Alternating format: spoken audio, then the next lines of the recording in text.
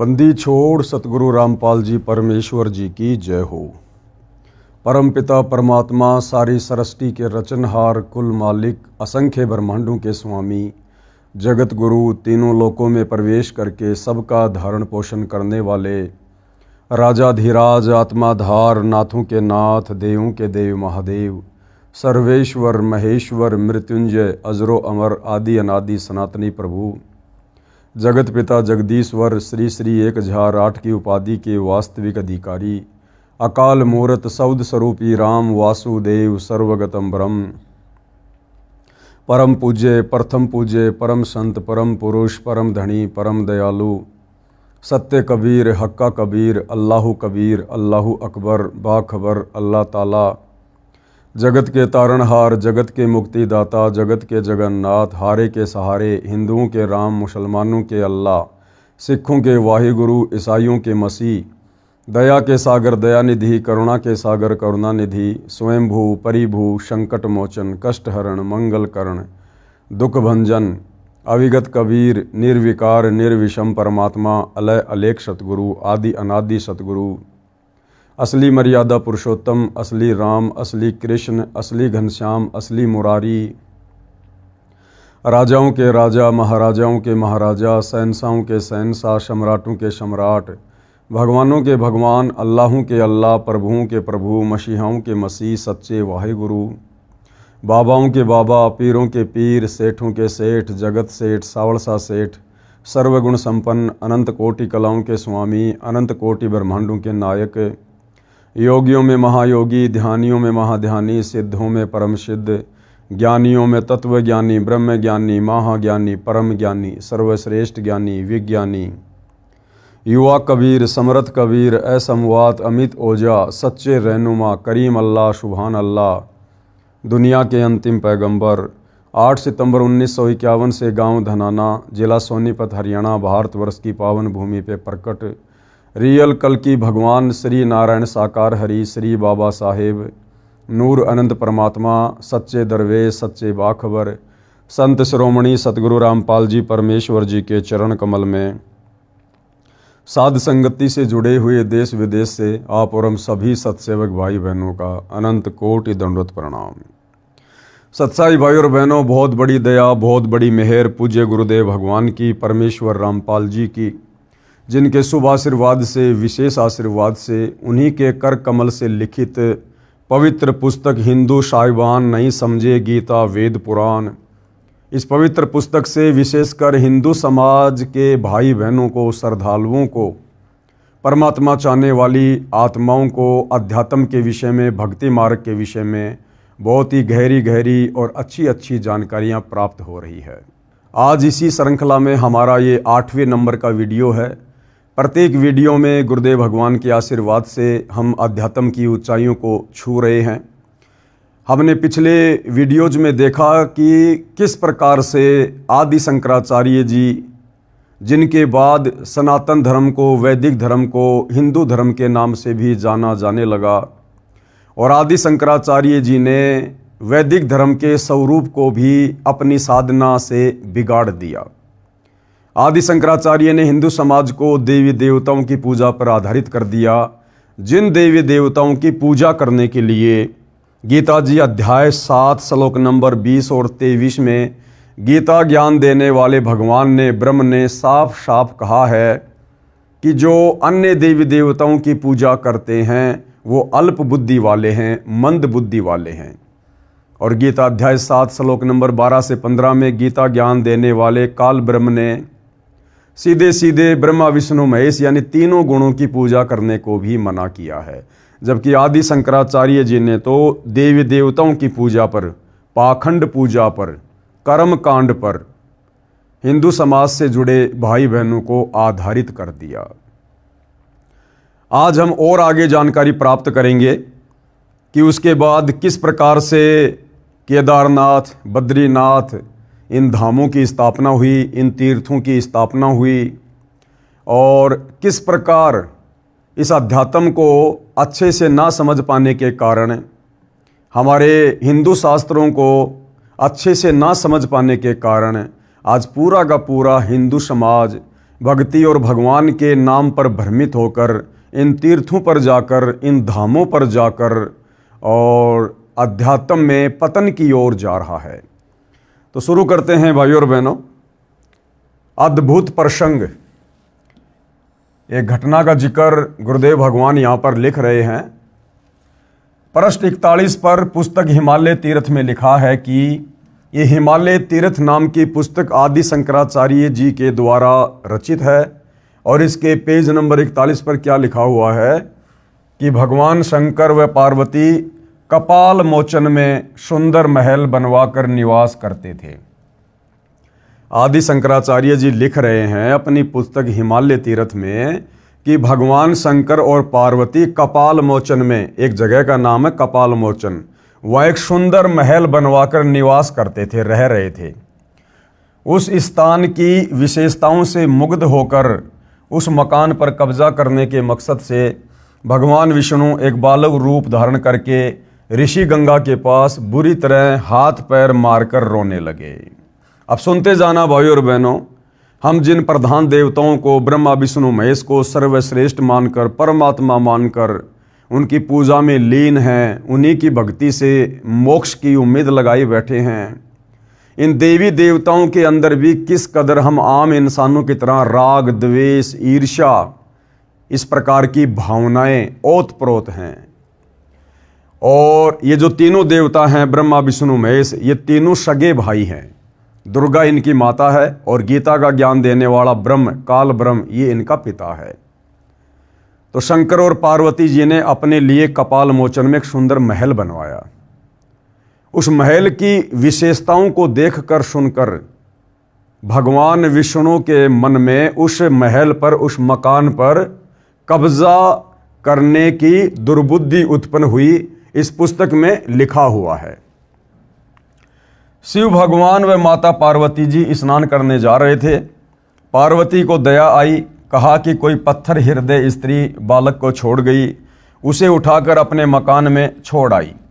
शिव जी ने मना भी किया था कि यह कोई मायावी देव लगता है, लेकिन पार्वती नहीं मानी।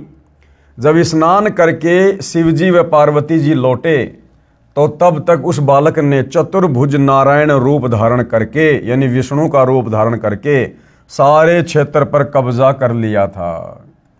उसकी नारायण रूप में पूजा होती है। शिव जी विवाद से बचकर, यानी लड़ाई झगड़े से बचकर उसे छोड़कर केदारनाथ चले गए, वहाँ स्थित हो गए, वहाँ शिव का ज्योतिर्लिंग स्थापित कर दिया। अब बताओ भाई और बहनों, इस हिमालय तीर्थ पुस्तक के अनुसार जब हमारे प्रधान तीनों देवताओं के ये चरित्र हैं, विष्णु जी ने अपने भाई के मकान पर कब्जा कर लिया और हम उन्हीं की भक्ति कर रहे हैं, उन्हीं की पूजा करेंगे, तो उनके वो अवगुण हमारे अंदर स्वतः ही आएंगे। यानी जिसको हम इष्ट मानकर पूजा करेंगे उसके गुण अवगुण साधक में आते हैं। तो बताइए हमारा हृदय कैसे निर्मल होगा, हमारी आत्मा, हमारा मन कैसे पाप मुक्त होगा। हम जिन भगवानों को, जिन देवताओं को इष्ट मानकर पूजते हैं, जिनकी भक्ति करते हैं, जब उनके खुद के मन में, खुद के हृदय में इतना छल कपट भरा हुआ है तो अब गुरुदेव कह रहे हैं विचार करो इस कथा से हमें क्या शिक्षा लेनी है। इन देवताओं की कहानियों से क्या शिक्षा मिलेगी?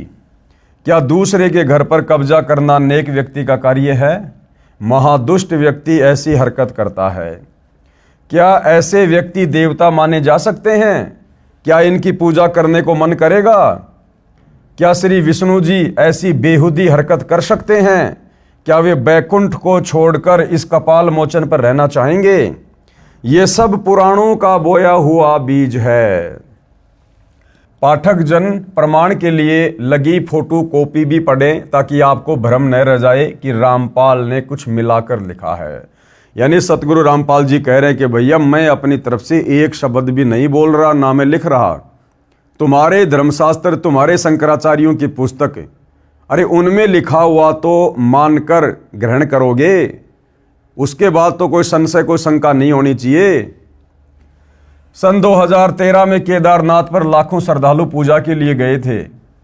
तेज बारिश हुई, बाढ़ आ गई, पर्वत गिर गए, लगभग 1 लाख भगत व भगतमती बहनें बच्चे मारे गए, अनर्थ हो गया। यदि भक्ति शास्त्रोक्त है यानी शास्त्रों के अनुकूल है तो भगत की रक्षा परमात्मा करते हैं। अब उस केदारनाथ में जाना, वहां जाकर भक्ति करना, शिवलिंग की पूजा करना, यदि ये साधना हमारे वेदों में है, हमारी गीता में है, यदि ये शास्त्रों के अनुसार होती तो क्या भगवान अपने भगत की रक्षा नहीं करता? क्योंकि शास्त्र विधि अनुसार साधना करने वाले भगत की रक्षा तो भगवान करता है, अन्यथा फिर उस भक्ति के करने का फायदा क्या? कबीर परमेश्वर जी कहते हैं, जय हमरा भगत पछोड़ी होई तो हमरा नाम न लेवे कोई। यदि सत भक्ति करते करते मेरे भगत के ऊपर आपत्ति आ गई तो मेरा नाम कौन लेगा, मेरी भक्ति कौन करेगा? तो हिंदू समाज से जुड़े भाई और बहनों को विचार करना चाहिए, यदि इन धामों पर जाकर, तीर्थों पर जाकर पूजा करना, इनके दर्शन करना, यदि ये शास्त्रों के अनुसार साधना होती तो क्या भगवान शंकर अपने भक्तों की रक्षा नहीं करते?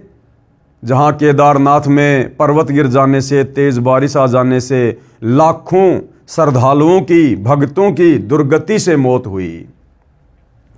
ये सब लोकवेद यानी दंत कथा है जो इस हिमालय तीर्थ पुस्तक में बताई गई है। अब गुरुदेव भगवान कह रहे हैं, इस हिमालय तीर्थ पुस्तक में जो इस प्रकार की कथाएं लिखी हुई है ना, विष्णु जी के बारे में, शंकर जी के बारे में, ये सब दंत कथाएं हैं, लोकवेद हैं, जिनके ऊपर आज पूरा हिंदू समाज आधारित होकर बैठा हुआ है। इस साधना से अनमोल मानव जीवन नष्ट हो जाता है। ये सब प्रपंच यानी षड्यंत्र काल ब्रह्म ने किए हैं, जीवों से शास्त्र विधि के विपरीत फिजूल की पूजा करवाने के लिए, उनका मानव जीवन नष्ट करवाने के लिए। ये सारा का सारा प्रपंच कौन करवाता है? ये काल ब्रह्म। कौन काल ब्रह्म? ये गीता का ज्ञान देने वाला ब्रह्म, भगवान, ब्रह्मा विष्णु महेश का पिता, दुर्गा का पति। ये नहीं चाहता कि कोई भी आत्मा मेरे 21 ब्रह्मांड से मोक्ष करवा कर बाहर निकल जाए, परम धाम सतलोक चली जाए। क्योंकि जब आप सृष्टि रचना पढ़ेंगे तो आपको पता चलेगा कि इस गीता बोलने वाले काल ब्रह्म को, यहाँ के नकली भगवान को, ब्रह्मा विष्णु महेश के पिता को एक भयंकर श्राप परम अक्षर ब्रह्म सत्य पुरुष कबीर देव जी की ओर से लगा हुआ है, जिस कारण इसे प्रतिदिन 1 लाख मानव शरीरधारी स्त्री या पुरुष, उनके सूक्ष्म शरीर में जो वासना जमा हो जाती है उसे खाने का श्राप लगा हुआ है। तो ये कभी नहीं चाहेगा कि कोई भी प्राणी मेरे 21 ब्रह्मांड से शत भक्ति करके बाहर निकल जाए। इसलिए ये हर किसी को भ्रमित रखता है भक्ति और भगवान के नाम पर। ये वही पुस्तक है हिमालय तीर्थ, ये वही पुस्तक है हिमालय तीर्थ, जिसकी फोटोकॉपी पूज्य गुरुदेव भगवान ने लगा रखी है। ये कहाँ से प्रकाशित है? इसके प्रकाशक हैं रंजू चक्रवर्ती, 76A/1 बामाचरण राय रोड, कलकत्ता। इनके फ़ोन और फैक्स नंबर हैं ताकि किसी को कोई शंका ना रहे। ये फोटोकॉपी पुस्तक हिमालय तीर्थ के पेज नंबर 17 से 21 तथा 41 और 42 की है। उत्तराखंड के पंच केदार श्री केदारनाथ, भारत के उत्तर नागाधिराज की सुरम में उपत्यका में स्थित केदार क्षेत्र प्राचीन काल से ही मानव मात्र के लिए पावन मोक्षदायक रहा है। इस क्षेत्र की प्राचीनता एवं पौराणिक महत्व के संबंध में स्वयं भगवान शंकर ने स्कंद पुराण में माता पार्वती के प्रश्न का उत्तर अपने श्री मुख से निम्न प्रकार दिया है। ये संस्कृत में लिखा हुआ है, पढ़ लेना आप जी। उसी हिमालय तीर्थ नामक पुस्तक की ये फोटोकॉपी है। यानी जो बातें पूज्य गुरुदेव भगवान ने अपने कर कमल से इस पवित्र पुस्तक हिंदू साहिबान नहीं समझे गीता वेद पुराण में लिखी है, वो सारी बातें यहाँ पर लिखी हुई हैं ताकि किसी को कोई संदेह ना हो। ऋषि श्री नर और नारायण ने भगवान शिव को प्रसन्न करने के लिए बड़ी कठिन तपस्या की। अब बताओ, तपस्या करने के लिए तो गीता जी मना कर रही है, वेद मना कर रहे हैं, और इस केदार क्षेत्र में नर और नारायण ने शंकर जी को प्रसन्न करने के लिए कड़ी तपस्या की। तो बताओ भाई और बहनों, हम जिस केदारनाथ धाम में जा रहे हैं मुक्ति के लिए, उस धाम की स्थापना ही शास्त्र विरुद्ध साधना से हुई है, नर और नारायण के तपस्या करने से हुई है। जब नर और नारायण ही शास्त्रों के विरुद्ध तप कर रहे थे, जब उनकी स्वयं की मुक्ति नहीं है, तो उनके द्वारा स्थापित उस केदार धाम पर जाकर भला वर्तमान में आप और हमारी मुक्ति कहाँ से हो जाएगी। नर और नारायण ने भगवान शिव को प्रसन्न करने के लिए बड़ी कठिन तपस्या की। इस तपस्या से तीनों लोकों में उनकी चर्चा होने लगी, जिसकी सभी लोकों में प्रशंसा होने लगी। फलस्वरूप भगवान शंकर भी नर नारायण की तपस्या से प्रसन्न हुए और उन्होंने प्रत्यक्ष प्रकट होकर ऋषियों को दर्शन दिए। ये काल सारे खेल खेलता है भाइयों और बहनों। उस शंकर भगवान के रूप में ये काल प्रकट हो जाता है लोगों को इस प्रकार की उल्टी साधनाओं पर दृढ़ करने के लिए। दोनों ऋषियों ने भगवान भोलेनाथ के दर्शन से आनंद विभोर होकर स्तुतियों और मंत्रों से उनकी पूजा अर्चना की। भगवान शिव ने अत्यंत प्रसन्न होकर उनसे वर मांगने को कहा। भगवान शंकर की ये बात सुनकर उन दोनों ऋषियों ने देवादिदेव महादेव से प्रार्थना की। क्या प्रार्थना की? ये संस्कृत में श्लोक है, पढ़ लेना। हे प्रभु, यदि आप प्रसन्न हैं और वर देना चाहते हैं तो अपने इसी स्वरूप में जगत कल्याण एवं हमारी पूजा प्राप्त करने हेतु यहाँ स्थित होवे, ताकि जगत का महान उपकार एवं भक्तों के मनोरथ आपके दर्शनों से परिपूर्ण हो। इस प्रकार भगवान शंकर नर नारायण की भक्ति से प्रसन्न होकर वहाँ स्थिर हुए। यानी काल ने तो भाई और बहनों ये खूंटा रोपना था, शास्त्र विरुद्ध साधना का इन धामों की स्थापना करवानी थी, जीवों को भक्ति के नाम पर धक्के खिलाने के लिए, भटकाने के लिए। देवादिदेव महादेव, यदि आप हम पर प्रसन्न हो तो भक्तों के कल्याण हेतु आप सदा सदा के लिए अपने स्वरूप को इस स्थान पर स्थापित करने की कृपा करें। अगर वहीं पर शंकर जी का स्वरूप है तो बाकी जगह जो लाखों मंदिर बने हुए, तीर्थ बने हुए शंकर के, फिर वहां पर जाकर भक्ति करने का क्या फायदा। यहाँ आकर आपका दर्शन पूजन करने वाले मनुष्यों को आपकी अविनाशी भक्ति प्राप्त होगी। बताओ, कह रहे अब यहाँ आकर आपके दर्शन करने वाले भक्तों को भक्ति और मुक्ति प्राप्त होगी, उनका कल्याण हो जाएगा। और केदारनाथ में जब वो भूस्खलन हुआ, तेज बारिश हुई, पहाड़ गिरे और लाखों भगत वहाँ पर अकाल मृत्यु को प्राप्त हुए, तो उनका हो गया कल्याण। तो भाई और बहनों, ये शास्त्र विरुद्ध साधना है। काल हमें इसी प्रकार से भ्रमित रखता है। अब ये सारा का सारा भेद, अध्यात्म का निष्कर्ष, सार, निचोड़ सतगुरु रामपाल जी ने आकर इन्हीं धर्मशास्त्रों को खोल खोल कर बताया है, दिखाया है। और जब तक तत्वदर्शी संत साधक की बुद्धि ऑन नहीं करेगा तब तक वो समझ भी नहीं पाता है। ऋषियों की प्रार्थना सुनकर भगवान शिव ने ज्योतिर्लिंग के रूप में यहाँ वास करना स्वीकार किया। भगवान शिव से वर मांगते हुए नर और नारायण ऋषियों ने इस ज्योतिर्लिंग और इस पवित्र स्थान के विषय में जो कुछ कहा है वह अक्षरश सत्य है। इस ज्योतिर्लिंग के दर्शन, पूजन तथा यहाँ स्नान दान करने से भक्तों के लौकिक फलों की प्राप्ति के साथ ही अचल शिव भक्ति और साथ ही मोक्ष की प्राप्ति भी सहज हो जाती है। अरे भैया, मोक्ष की प्राप्ति तो खुद गीता का ज्ञान देने वाला 21 ब्रह्मांड का सबसे बड़ा नकली भगवान, ये काल ब्रह्म ज्योति निरंजन, आपके शंकर जी का भी पिताजी यानी ब्रह्मा विष्णु महेश के पिता, ये काल ब्रह्म, ये खुद कह रहा है कि भैया मेरी भक्ति से भी मोक्ष नहीं है, मेरी भक्ति से भी मुक्ति नहीं मिल सकती, जन्म मरण का रोग समाप्त नहीं हो सकता। तो उस काल ब्रह्म के पुत्र शंकर की भक्ति करने से जिसकी भक्ति करने का विधान गीता जी में है ही नहीं।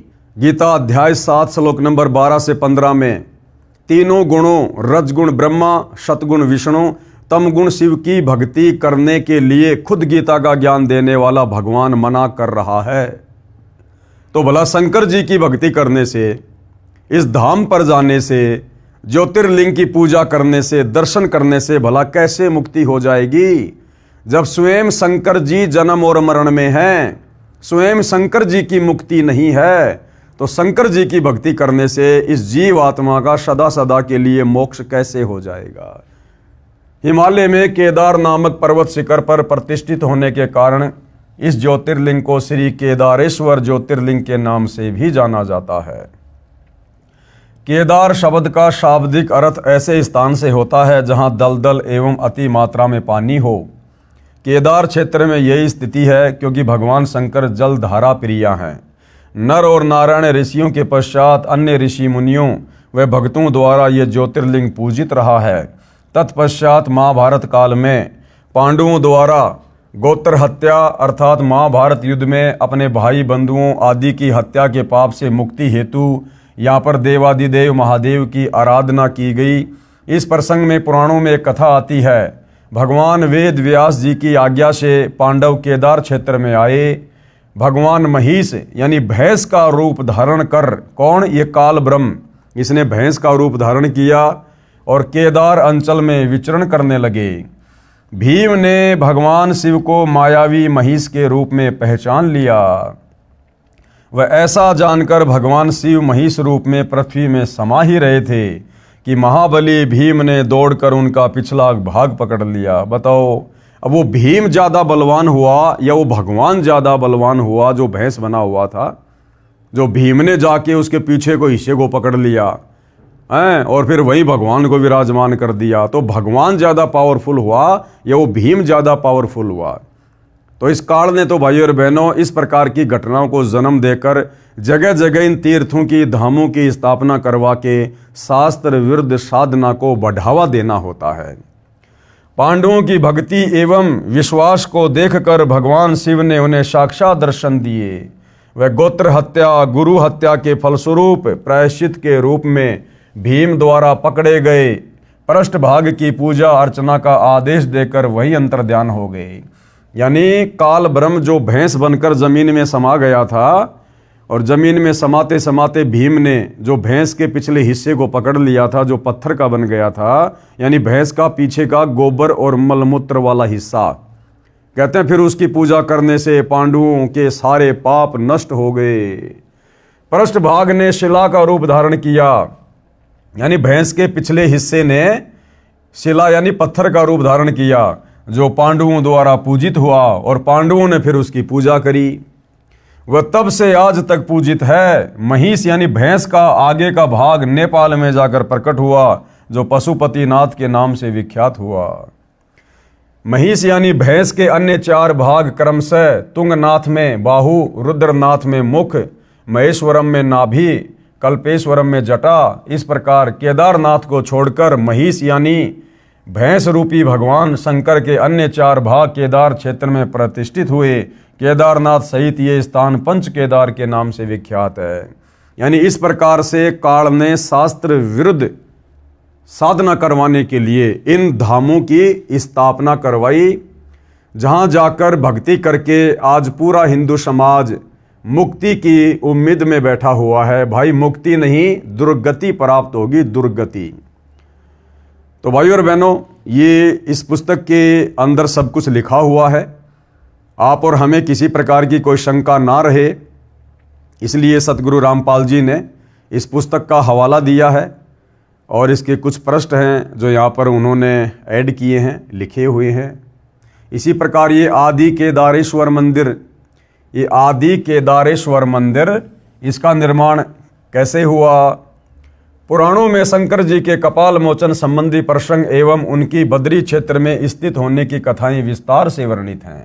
इसी क्रम में दूसरा मत ये भी है कि पूर्व शिव पार्वती का ही ये निवास स्थान था। भगवान विष्णु इस क्षेत्र की विशेषताओं से मुग्ध होकर इसे अपना बनाना चाहते थे। एक दिन जब भगवान शिव पार्वती सहित स्नान हेतु जा रहे थे तो ऋषि गंगा के दाएं भाग में स्थित एक शिलाखंड में रोते हुए एवं हाथ पैर पटकते बालक को देख पार्वती भगवान शिव से कहती है कि नाथ, किसी पाषाण हृदय देवी ने कैसे सुंदर बच्चे को यहाँ फेंक दिया, इसे भवन में रखें तब आगे बढ़ें। अंतर्यामी भगवान शिव सारे रहस्य को जान पार्वती को सचेत करते हैं कि देवी ये कोई मायावी कुमार है, इसका चक्कर ठीक नहीं, देखो चली जाओगी। परंतु ममतामयी माता पार्वती बच्चे को उठाकर भवन में रखती है। अरे ममतामयी नहीं, पार्वती को बच्चे पर ममता नहीं आई। शंकर जी ने जब पार्वती को मना कर दिया, पार्वती कौन है? शंकर जी की अर्धांगिनी, उसकी पत्नी। और शंकर जी अपनी पत्नी को मना कर रहे हैं कि पार्वती, मैंने अपनी दिव्य दृष्टि से देख लिया है, ये कोई मायावी बच्चा है, तुम छली जाओगी, ये कोई षड्यंत्र है। तुम इस बच्चे की चिंता मत करो, आगे बढ़ो। और पार्वती उसके बावजूद भी अपनी जिद पर अड़ी हुई है। तो विचार कर सकते हैं भाई और बहनों, ये पार्वती अपने पति भगवान शंकर की कितनी इज्जत करती है, जो अपने पति की बात भी नहीं मानती है, जबकि पति को तो परमेश्वर की संज्ञा दी जाती है आम समाज में। तो बताइए, जिस शंकर भगवान की इज्जत उसकी पत्नी की नज़रों में 2 कौड़ी की नहीं है, बताओ आप और हम उनकी भक्ति करके संसार से मुक्त होना चाहते हैं। जब स्नान कर लौटी तो बालक ने चतुर्भुज नारायण के रूप में प्रकट होकर पूरे क्षेत्र पर अपना अधिकार कर लिया। भगवान शिव विवाद से बचकर इस क्षेत्र को त्याग देते हैं और केदार क्षेत्र में स्थित हो जाते हैं। भगवान शिव ने अपने श्री मुख से मां पार्वती को बताया है कि देवी, अब ये कथा कौन लिख रहे हैं? श्री आदि शंकराचार्य जी, हिमालय तीर्थ नामक पुस्तक में। कहते हैं शंकर और पार्वती जी ने ऐसे ऐसे कपाल मोचन में एक बहुत ही अच्छा महल बनवाया। उस मकान की विशेषताओं को देखकर श्री विष्णु जी के मन में दोष उत्पन्न हो गया कि ऐसा सुंदर मकान तो मेरे कब्जे में होना चाहिए। और श्री विष्णु जी ने षड्यंत्र रचा। जब पार्वती और शंकर जी जा रहे थे तो एक बच्चे का रूप बनाकर रोने लगा, हाथ पैर मारने लगा। पार्वती जी को दया आ गई कि इस बच्चे को हम अपने महल में छोड़ेंगे, फिर आगे बढ़ेंगे। अब विचार करो भाई और बहनों, एक तरफ तो आदि शंकराचार्य जी हिंदू समाज को पंचदेवों की पूजा का विधान बता रहे हैं कि श्री ब्रह्मा, श्री विष्णु, श्री शंकर जी, श्री वेद व्यास जी, इनकी पूजा करनी चाहिए, इनकी पूजा से मुक्ति होगी। और दूसरी तरफ इसी पुस्तक हिमालय तीर्थ में श्री आदि शंकराचार्य जी विष्णु जी के चरित्र के विषय में भी लिख रहे हैं कि विष्णु जी के मन में दोष आ गया, विष्णु जी ने उस मकान के ऊपर कब्जा करने की सोच ली। अब बताओ भाई और बहनों, अपने भाई के मकान पर कब्जा करने वाला, किसी दूसरे की संपत्ति पर कब्जा करने वाला एक सभ्य इंसान भी नहीं हो सकता, देवता तो बहुत दूर की बात है। और फिर आदि शंकराचार्य जी हमें उसी विष्णु की पूजा करने की सलाह दे रहे हैं। तो भाई और बहनों, सब कुछ गोलमाल है, सब कुछ गोलमाल। बिना तत्व ज्ञान के, बिना तत्वदर्शी संत की भक्ति के हम अध्यात्म के विषय में एक कदम भी सही प्रकार से आगे नहीं बढ़ सकते हैं। हिमालय तीर्थ पेज नंबर 42, ये संस्कृत भाषा में लिखा हुआ है। स्कंद पुराण अर्थात आज भी बद्रिकाश्रम में आदि केदार के रूप में मेरा लिंग प्रतिष्ठित है। कौन कह रहे हैं? शंकर जी। जिसका दर्शन एवं स्पर्श यदि प्राणी भक्ति पूर्वक करता है तो करोड़ों जन्मों के पाप भस्म हो जाते हैं। अब बताओ भाई और बहनों, किसी के लिंग के दर्शन करने से कैसे करोड़ों पाप कट जाएंगे? ये लिंग पूजा, शिवलिंग पूजा, ये भाई और बहनों शास्त्रों के विरुद्ध है। अरे पूजा तो परमात्मा की करनी चाहिए, भगवान की करनी चाहिए, परम अक्षर ब्रह्म की करनी चाहिए, सुखदाई परमात्मा की करनी चाहिए। और इस काल ब्रह्म ने हमारे से पूजा करवा दी लिंग की, ज्योतिर्लिंग की। तो भाई और बहनों, अब आप और हमने आंखें खोलनी पड़ेंगी। हमने अपने मनुष्य जन्म को सफल करना है। स्वयं परमात्मा, परम अक्षर ब्रह्म, तत्वदर्शी संत के रूप में धरती पर प्रकट हो चुके हैं। तब जाकर ये सदियों पुराने रहस्य जो आप और हमारे लिए पहेलियां बनी हुई थी, इन धर्मशास्त्रों को सतगुरु रामपाल जी ने आम समाज के सामने पहली कक्षा का कायदा बना के छोड़ दिया, जो हमारे ऋषि मुनियों के लिए पहाड़ से कम नहीं थे। तो अब तो हमने आंखें खोलनी चाहिए अपनी आंखों से सारी सच्चाई देखकर। तीर्थ परंपरा में भी पूर्व केदारनाथ जी के दर्शन आवश्यक बताए गए हैं। जो कार्य तीर्थ यात्री पूर्व केदारनाथ न जा पाए हों, वे भी आदि केदारेश्वर दर्शन के उपरांत पूर्ण तीर्थ फल के अधिकारी होते हैं। शंकराचार्य यानी आदि शंकराचार्य जी के विषय में क्या कुछ लिखा हुआ है? आदि केदारेश्वर के समक्ष शंकराचार्य जी की दिव्य संगमरमर की मूर्ति है। शिव रहस्य के अनुसार अर्थात कलयुग के 3000 वर्ष व्यतीत होने पर बौद्ध मीमांसकों के मत पर विजय प्राप्ति के लिए शंकर यति के रूप में आविर्भूत हुए, यानी जन्म हुआ। शंकराचार्य जी के दर्शनों के उपरांत भगवान बद्रीश्वर के मंदिर में प्रवेश की परंपरा है। बताओ, पहले तो शंकराचार्य के दर्शन करो, यानी एक जीव के दर्शन करो, और उसके बाद फिर भगवान के दर्शन करने जाओ। तो बताओ भाई, भगवान बड़ा हुआ या फिर वो शंकराचार्य बड़ा हुआ? तो टोटल उल्टी साधना। इसी पुस्तक के पेज नंबर 78-85 तक जो फोटोकॉपी लगी है, इनमें कहा है कि नर तथा नारायण ऋषियों ने कठिन तप यानी घोर तप किया। अभी आपने हिमालय तीर्थ नामक पुस्तक में नर और नारायण की कथा सुनी है। अब उसका निष्कर्ष सतगुरु रामपाल जी बताने जा रहे हैं कि नर और नारायण ने जो घोर तपस्या की, क्या हमारे शास्त्रों में, गीता जी में और चारों वेदों में क्या कहीं इस प्रकार से घोर तप करने का कहीं कोई प्रावधान है? यदि नहीं है तो नर और नारायण जब स्वयं ही शास्त्रों के विरुद्ध साधना किया करते थे, तो उनके द्वारा स्थापित उन धामों पर जाकर भक्ति करने से, दर्शन करने से भला हमारी आत्मा का कल्याण कैसे होगा? इसी पुस्तक के पेज नंबर 78-85 तक जो फोटोकॉपी लगी है, इनमें कहा है कि नर तथा नारायण ऋषियों ने कठिन तप यानी घोर तप किया। घोर तप करने के विषय में गीता क्या कहती है? पढ़ें निम्न प्रसंग। विश्व में जितने धर्म यानी पंथ प्रचलित हैं, उनमें सनातन धर्म यानी सनातन पंथ, जिसे आदि शंकराचार्य के बाद उनके द्वारा बताई साधना करने वालों के जन समूह को हिंदू कहा जाने लगा तथा सनातन पंथ को हिंदू धर्म के नाम से जाना जाने लगा। ये हिंदू धर्म सबसे पुरातन है। हिंदू धर्म की रीढ़ पवित्र चारों वेद, ऋग्वेद, यजुर्वेद, सामवेद तथा अथर्ववेद तथा पवित्र श्रीमद् भगवद गीता है। यानी हिंदू धर्म के पवित्र ग्रंथ क्या हैं? चारों वेद और पवित्र गीता जी। सतयुग के प्रारंभ में केवल 4 वेदों के आधार से विश्व का मानव धर्म कर्म किया करता था। यानी सतयुग की शुरुआत में ये पाखंड पूजा नहीं होती थी, ब्रह्मा विष्णु महेश की पूजा नहीं होती थी, देवी देवताओं की, भैरव भूत बेताल की पूजा नहीं हुआ करती थी। केवल वेदों के अनुसार एक ओम नाम की साधना साधक किया करता था। शास्त्रोक्त साधना लगभग 1 लाख वर्ष तक ठीक से चली। ये वेदों के अनुसार जो साधना थी, ये केवल सतयुग की शुरुआत में 1 लाख वर्ष तक चली। ये चारों वेद प्रभुदत्त यानी गॉड गिवन हैं। इन्हीं का सार श्रीमद् भगवद गीता है। इसलिए ये गीता शास्त्र भी प्रभुदत्त यानी गॉड गिवन हुआ। अब गीता जी में घोर तप के विषय में क्या मार्गदर्शन है, क्या दिशा निर्देश है, जो घोर तप नर और नारायण ने किया?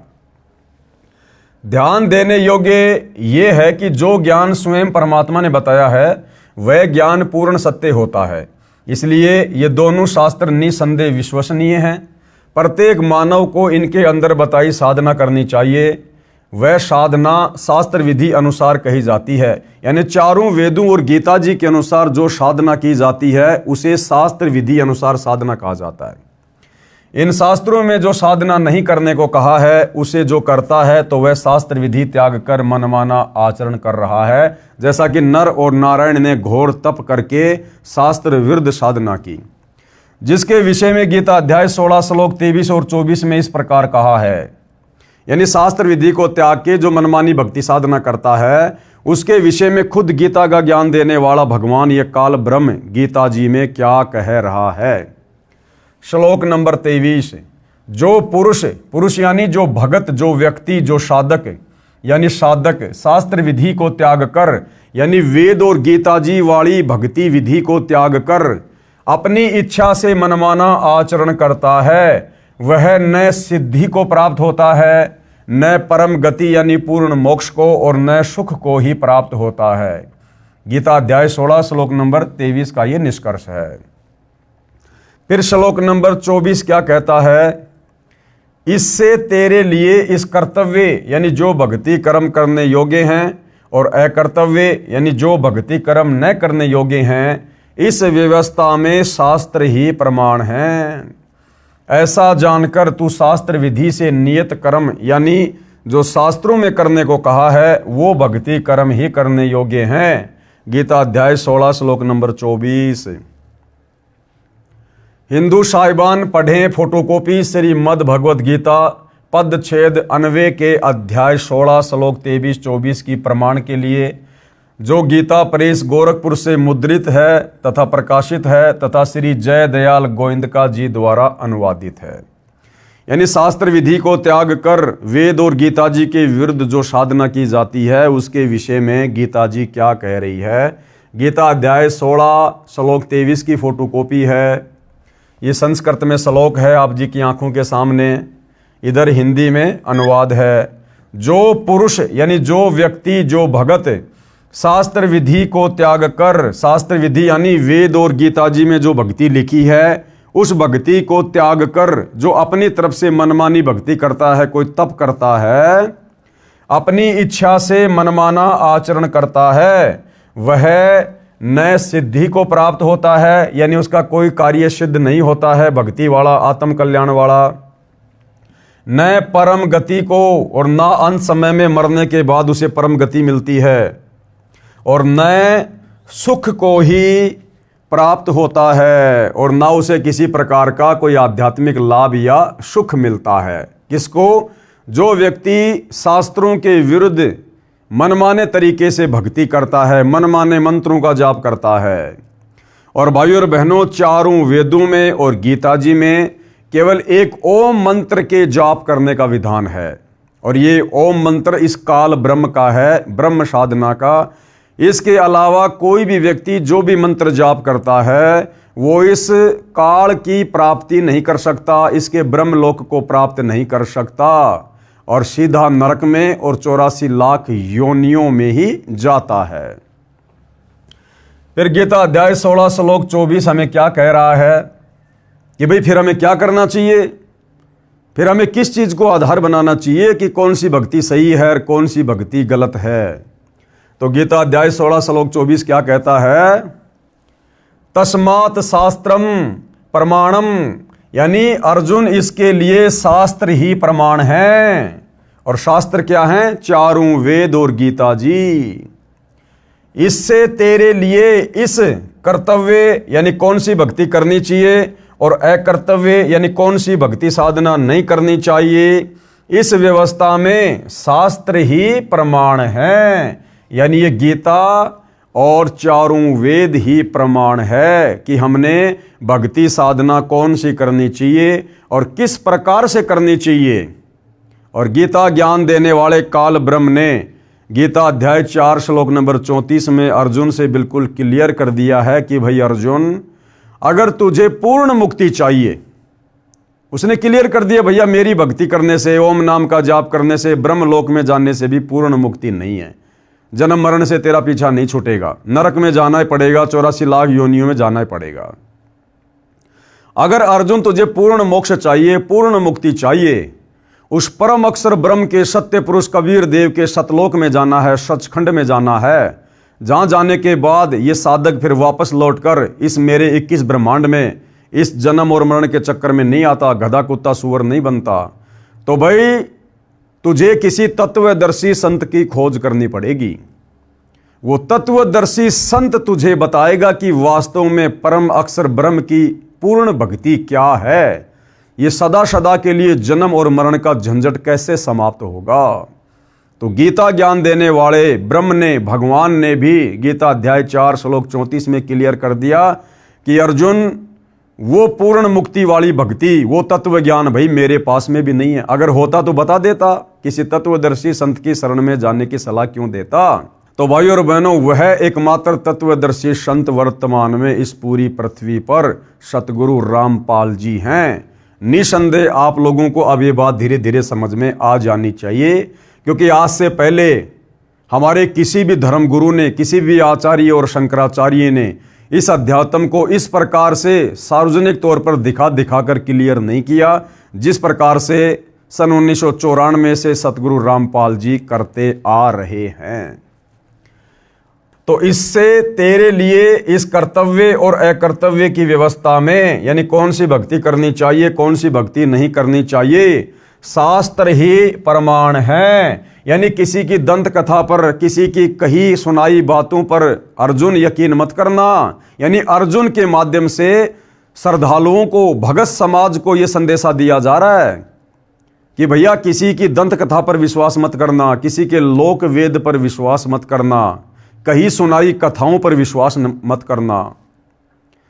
शास्त्रों में क्या प्रमाण है, गीता जी और चारों वेद भक्ति करने के विषय में क्या दिशा निर्देश दे रहे हैं, उस अनुसार भक्ति साधना करेगा तो तेरी मुक्ति का मार्ग प्रशस्त होगा।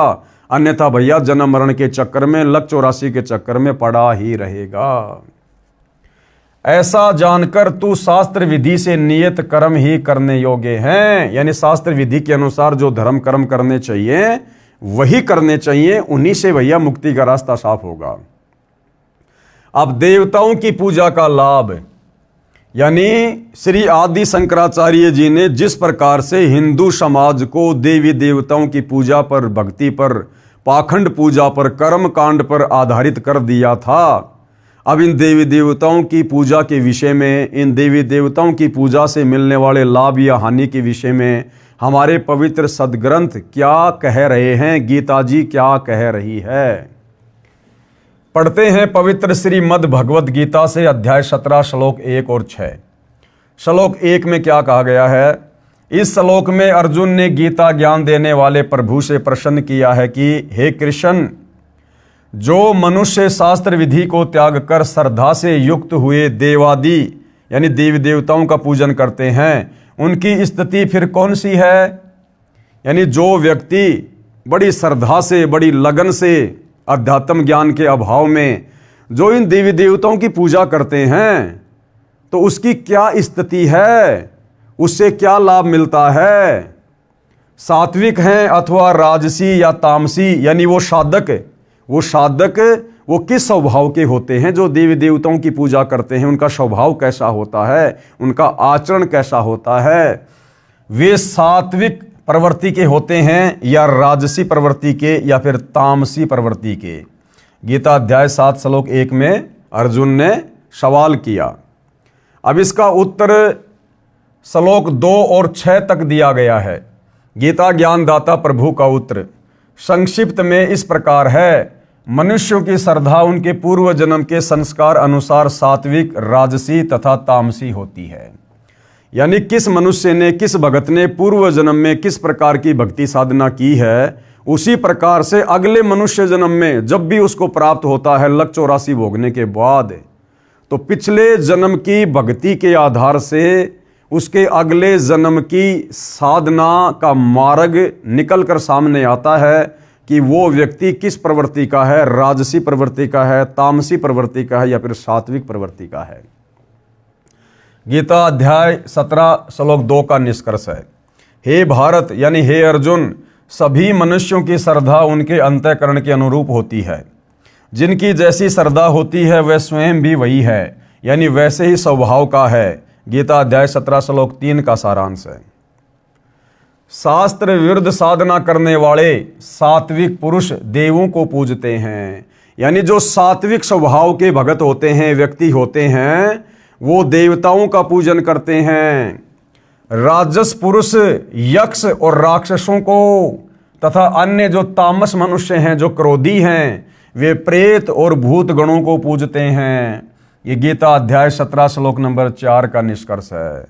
हे अर्जुन, जो मनुष्य शास्त्र विधि से रहित केवल मनमाना, मन कल्पित घोर तप को तपते हैं तथा दंभ और अहंकार से युक्त, कामना, आसक्ति और बल के अभिमान से भी युक्त हैं। गीता अध्याय 17 श्लोक 5। यानी इस प्रकार के जो ये साधक होते हैं, इनके अंदर कमियां ही कमियां होती हैं। तथा जो शरीर रूप से स्थित भूत समुदाय को तथा अंतःकरण में स्थित मुझको यानी गीता ज्ञानदाता प्रभु को भी दुखी करने वाले हैं। यानी राजसी, तामसी और सात्विक भक्ति करने वाले साधक, ये गीता का ज्ञान देने वाला काल ब्रह्म कह रहा है कि ये इस प्रकार के श्रद्धालु मुझे भी दुखी करने वाले हैं, मुझे भी ये पीड़ा देते हैं इस प्रकार की आदि अधूरी भक्ति करके, यानी कष्ट पहुंचाते हैं। उन अज्ञानियों को तू असुर स्वभाव वाले जान। राजस, तामसी और सात्विक यानी देवी देवताओं की भक्ति करने वाले, गीता का ज्ञानदाता कह रहा है कि वो भगत नहीं है, वो असुर स्वभाव वाले हैं, राक्षस प्रवृत्ति के लोग जान उनको। उन अज्ञानियों को तू असुर स्वभाव वाले जान। गीता अध्याय 17 श्लोक नंबर 6 में लिखा है। यही प्रमाण गीता अध्याय 16 श्लोक 17 से 20 में भी है। कहा है कि श्लोक 17, वे अपने आप को ही श्रेष्ठ मानने वाले घमंडी पुरुष धन और मान के मद से युक्त केवल नाम मात्र के यज्ञों द्वारा पाखंड से शास्त्र विधि रहित यजन यानी पूजन करते हैं। गीता अध्याय 16 श्लोक 17 का निष्कर्ष है। फिर श्लोक 18 क्या कहता है? अहंकार, बल, घमंड और ये क्रोध आदि के परायण और दूसरों की निंदा करने वाले पुरुष अपने और दूसरों के शरीर में स्थित मुझसे यानी गीता ज्ञान दाता से द्वेष करने वाले होते हैं।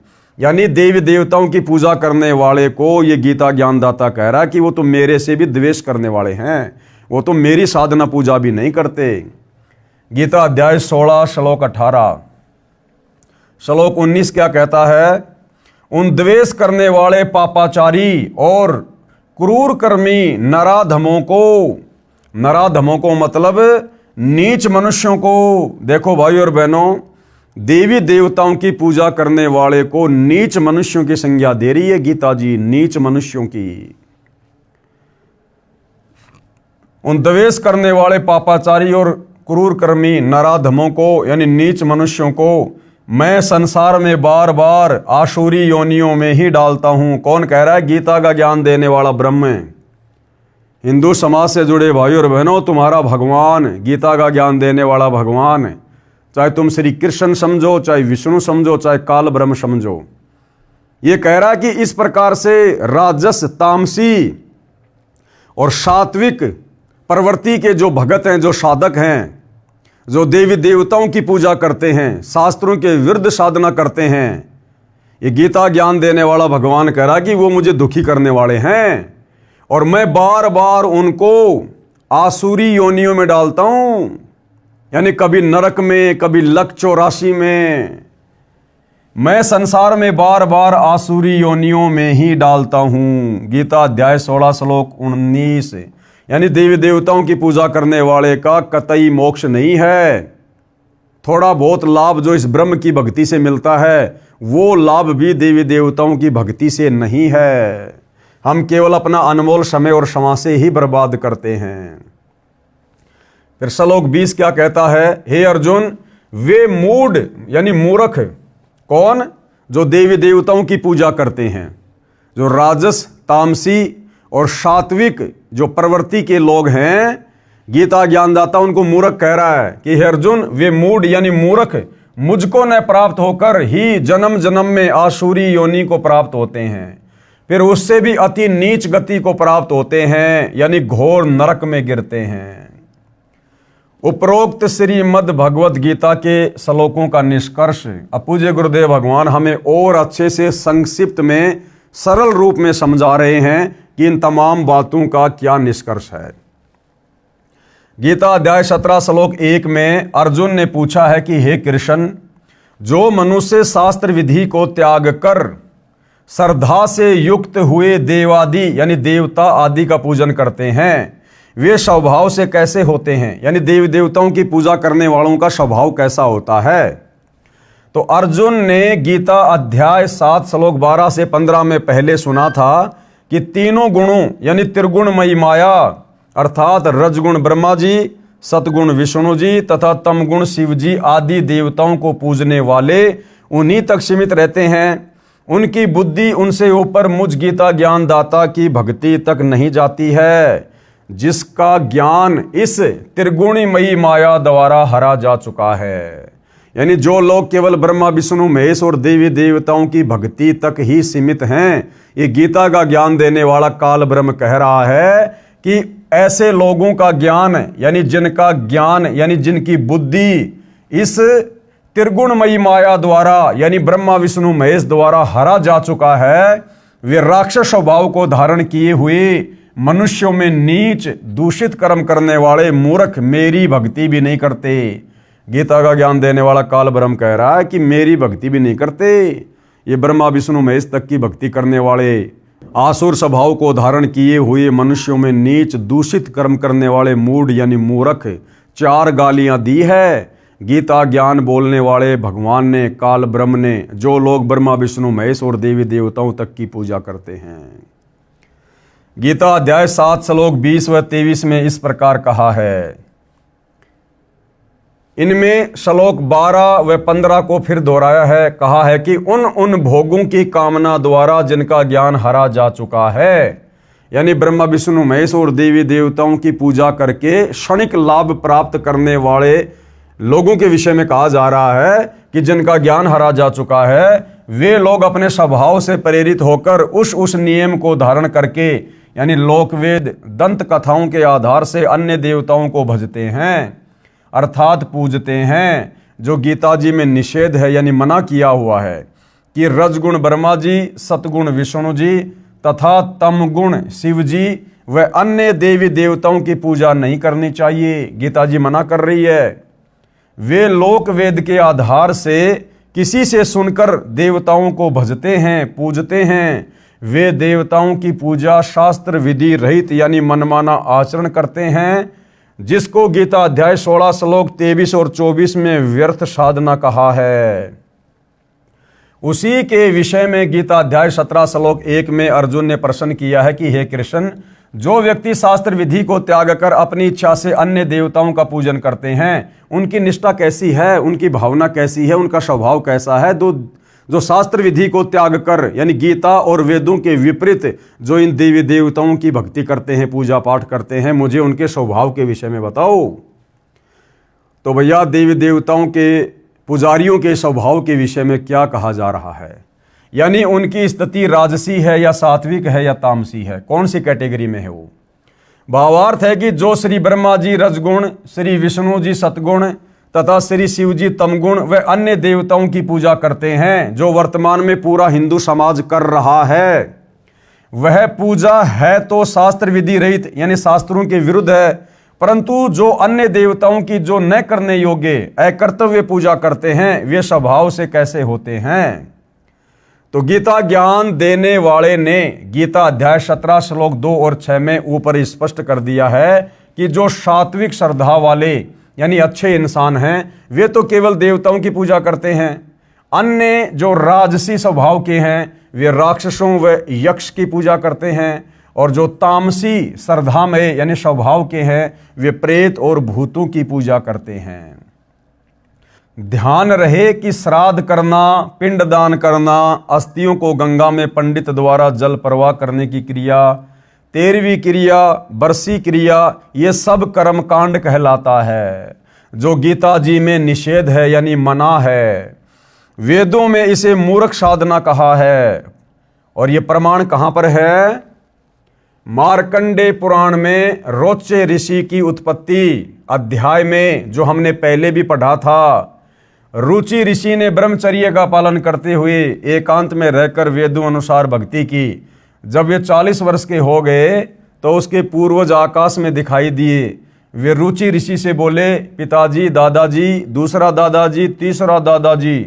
जो ब्राह्मण यानी ऋषि थे, वे कर्मकांड किया करते थे, जिस कारण से उनकी गति नहीं हुई। वे प्रेत पितृ योनि में कष्ट उठा रहे थे। अब बताओ भाई और बहनों, रुचि ऋषि के पूर्वज जो वेदों को पढ़ा करते थे, ब्राह्मण थे, संस्कृत के ज्ञाता थे, लेकिन साधना वेदों के विपरीत किया करते थे, जिस कारण से मरने के बाद उनको भी प्रेत योनि प्राप्त हुई, उनको भी भूत योनि प्राप्त हुई।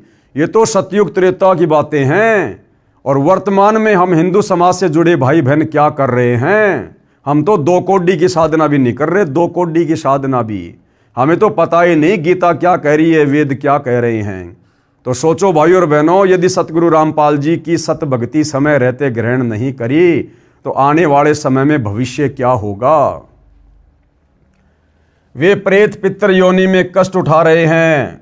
उन्होंने शास्त्र विधि त्याग कर मनमाना आचरण करके जीवन नष्ट किया था, रुचि ऋषि के पूर्वजों ने। वे मां दुखी थे। उन्होंने रुचि ऋषि से कहा, बेटा तूने विवाह क्यों नहीं किया।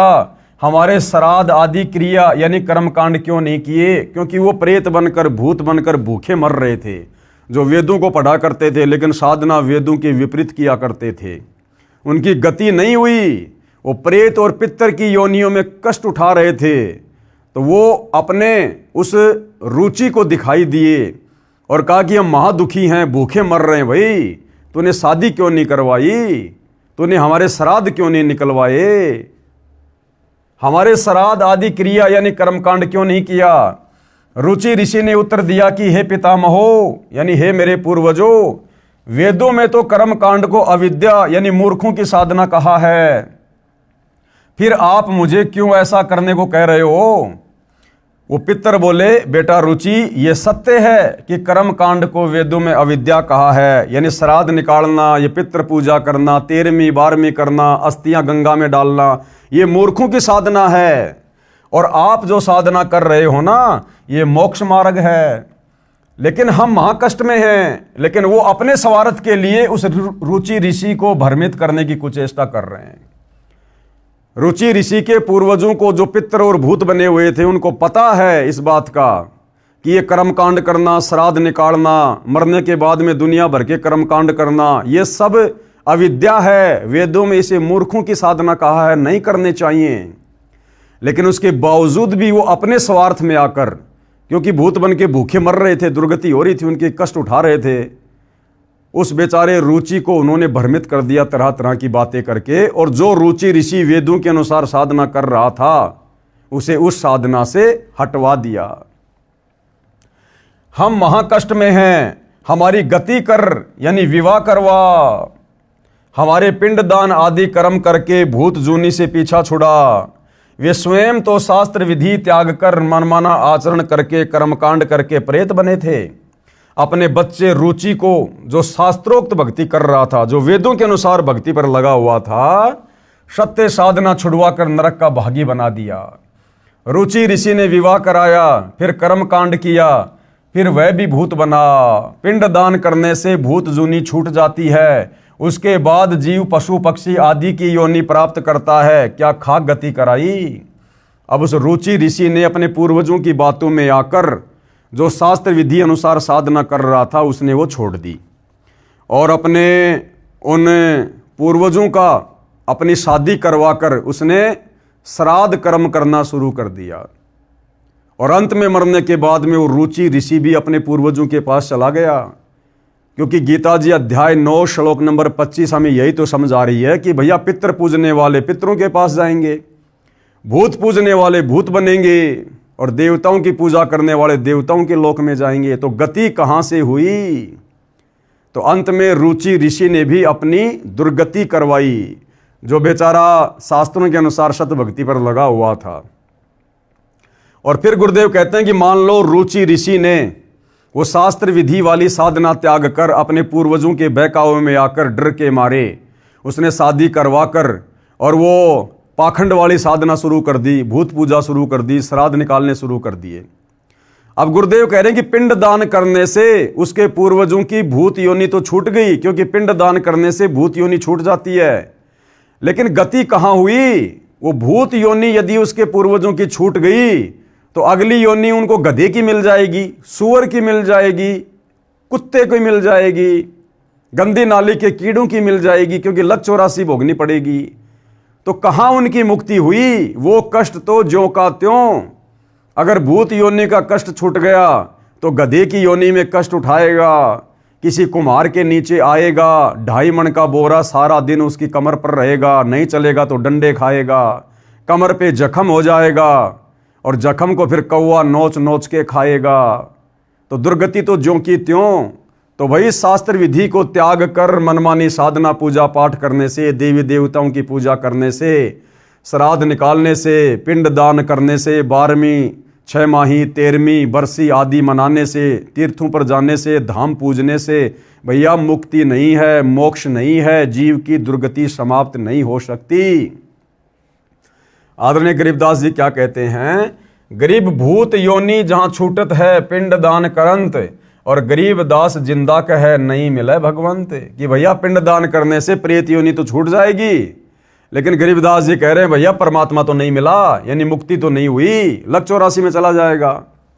अर्थात संत गरीबदास जी ने सूक्ष्म वेद में बताया है कि पिंड दान करने से भूत योनि छूट जाती है, परमात्मा प्राप्ति नहीं होती। परमात्मा प्राप्ति होगी शास्त्रों के अनुसार सच्चे सतगुरु तत्वदर्शी संत से उपदेश लेकर आजीवन मर्यादा में रहकर सत भक्ति करने से, जो तत्वदर्शी संत वर्तमान में सतगुरु रामपाल जी के रूप में धरती पर प्रकट हैं। भूत पितर योनि छूट गई, फिर कुत्ता या गधा बन गया, क्या खाक गति हुई। गीता अध्याय 9 श्लोक 25 में भी ये तो यही स्पष्ट है। अब ये गीता अध्याय 9 श्लोक 25 क्या कह रहा है? गीता अध्याय 9 श्लोक 25, देवताओं को पूजने वाले देवताओं को प्राप्त होते हैं, पितरों को पूजने वाले पितरों को प्राप्त होते हैं। अब रुचि ऋषि ने श्राद्ध निकालकर अपने उन पूर्वजों की जो पितर बने हुए थे उनकी पूजा करनी शुरू कर दी, और मरने के बाद फिर वो कहां जाएगा? अपने उन्हीं पितरों के पास जाएगा। तो क्या खाक सुख प्राप्त करेगा जब वो पितर पहले से दुखी थे, महाकष्ट में थे। अब वो रुचि ऋषि भी पितर बनकर अपने उन्हीं पूर्वजों के पास जाएगा, उस पितृलोक में जाएगा, और वो भी ऐसे ही अपने उन पूर्वजों की तरह कष्ट उठाएगा। देवताओं को पूजने वाले देवताओं को प्राप्त होते हैं, पितरों को पूजने वाले पितरों को प्राप्त होते हैं, भूतों को पूजने वाले भूतों को प्राप्त होते हैं। श्राद्ध निकालना यानी भूत पूजा, यानी भूत बनते हैं। और मेरा कौन? गीता का ज्ञान देने वाला ब्रह्म कह रहा है, गीता ज्ञान दाता का पूजन करने वाले मुझको प्राप्त होते हैं। ये कहा रहता है ब्रह्मलोक में, और ब्रह्मलोक में गया हुआ साधक भी पुनरावृत्ति में है, जन्म और मरण में है, पूर्ण मुक्ति नहीं है।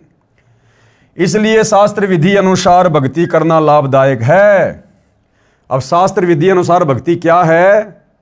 चारों वेद और गीता जी के अनुसार, और पांचवा वेद जो सूक्ष्म वेद है, जिस सूक्ष्म वेद का ज्ञान सतलोक से चलकर स्वयं वो परम अक्षर ब्रह्म सत्य पुरुष कबीर देव धरती पर तत्वदर्शी संत की भूमिका करके समझाता है, उसके मार्गदर्शन में उन्हें गुरु धारण करके यदि आजीवन सत भक्ति की जाए तो भाइयों और बहनों हमें पूर्ण मुक्ति प्राप्त होगी। सदा सदा के लिए जन्म और मरण से झंझट समाप्त हो जाएगा। गीता अध्याय 17 के ही श्लोक 5 और 6 में स्पष्ट कर दिया है कि जो शास्त्र विधि से रहित मनमाना आचरण करते हुए घोर तप को तपते हैं, ये तथा उपरोक्त अन्य देवताओं यानी रजगुण ब्रह्मा जी, सतगुण विष्णु जी तथा तमगुण शिव जी तथा अन्य देवी देवताओं की पूजा करने वाले भूत व प्रेत पूजा, श्राद्ध आदि कर्मकांड करना भूत व प्रेत पूजा है। जो ऐसा करते हैं तथा जो यक्ष व राक्षसों की पूजा करते हैं, वे शरीर में स्थित भूतगणों को, जो कमलों में विराजमान शक्तियां हैं उनको, और अंतःकरण में स्थित मुझको यानी गीता ज्ञान दाता को दुखी करने वाले हैं। उन अज्ञानियों को असुर स्वभाव के जान, यानी क्लियर कर दिया भाइयों और बहनों। इस पूरी पृथ्वी पर वर्तमान में जो व्यक्ति सतगुरु रामपाल जी को सतगुरु धारण करके पांचवें वेद सूक्ष्म वेद के अनुसार भक्ति साधना नहीं कर रहा है, वो व्यक्ति अन्य चाहे कोई भी पूजा पाठ कर रहा है, चाहे ब्रह्मा विष्णु महेश की, चाहे काल ब्रह्म की, चाहे दुर्गा की, चाहे देवी देवताओं की, वो कोई भी भक्ति कर रहा है, वो व्यक्ति असुर स्वभाव को धारण किया हुआ मनुष्यों में नीच दूषित कर्म करने वाला मूर्ख व्यक्ति है। ये गीता जी कह रही है, गीता जी, और ये गीता का ज्ञान देने वाला काल ब्रह्म कह रहा है कि उन अज्ञानियों को, जो तत्वदर्शी संत की शरण में आकर भक्ति नहीं करता, बाकी मनमानी साधना करता है, उन अज्ञानियों को असुर स्वभाव के जान यानी राक्षस प्रवृत्ति का जान उनको, वो कब क्या कांड कर देंगे, कब उनके मन में क्या छल बल आ जाएगा, कोई भरोसा नहीं है, क्योंकि उनके ऊपर कोई कंट्रोल नहीं होता है। गीता अध्याय 16 श्लोक 17 व 20 में आप जी ने इसी विषय को पढ़ा। कहा है कि जो शास्त्र विधि रहित पूजन करते हैं वे अपने शरीर में तथा दूसरों के शरीर में स्थित मुझ गीता ज्ञान दाता से द्वेष करने वाले हैं, क्योंकि वे अन्य देवताओं की पूजा करते हैं। गीता ज्ञान दाता यानी काल ब्रह्म की पूजा नहीं करते, इसलिए द्वेष करने वाले कहा है। अब किसी बच्चे को पढ़ाए लिखाए पालन पोषण करे उसके माता पिता, और वो बच्चा ज़्यादा बात माने अपने पड़ोसियों की, तो माता पिता ऑटोमेटिक उस बच्चे से दुखी होते हैं। तो इसी प्रकार इस 21 ब्रह्मांड का पिता, 21 ब्रह्मांड का जनक, यहाँ का नकली भगवान ये काल ब्रह्म है। और काल ब्रह्म के अंतर्गत हम जितने भी प्राणी हैं, यदि हम उसकी भक्ति साधना नहीं करते हैं और बाकी अन्य देवी देवताओं की भक्ति करते हैं, तो हम उस काल ब्रह्म को दुखी कर रहे हैं, हम उससे द्वेष करने वालों की श्रेणी में हैं।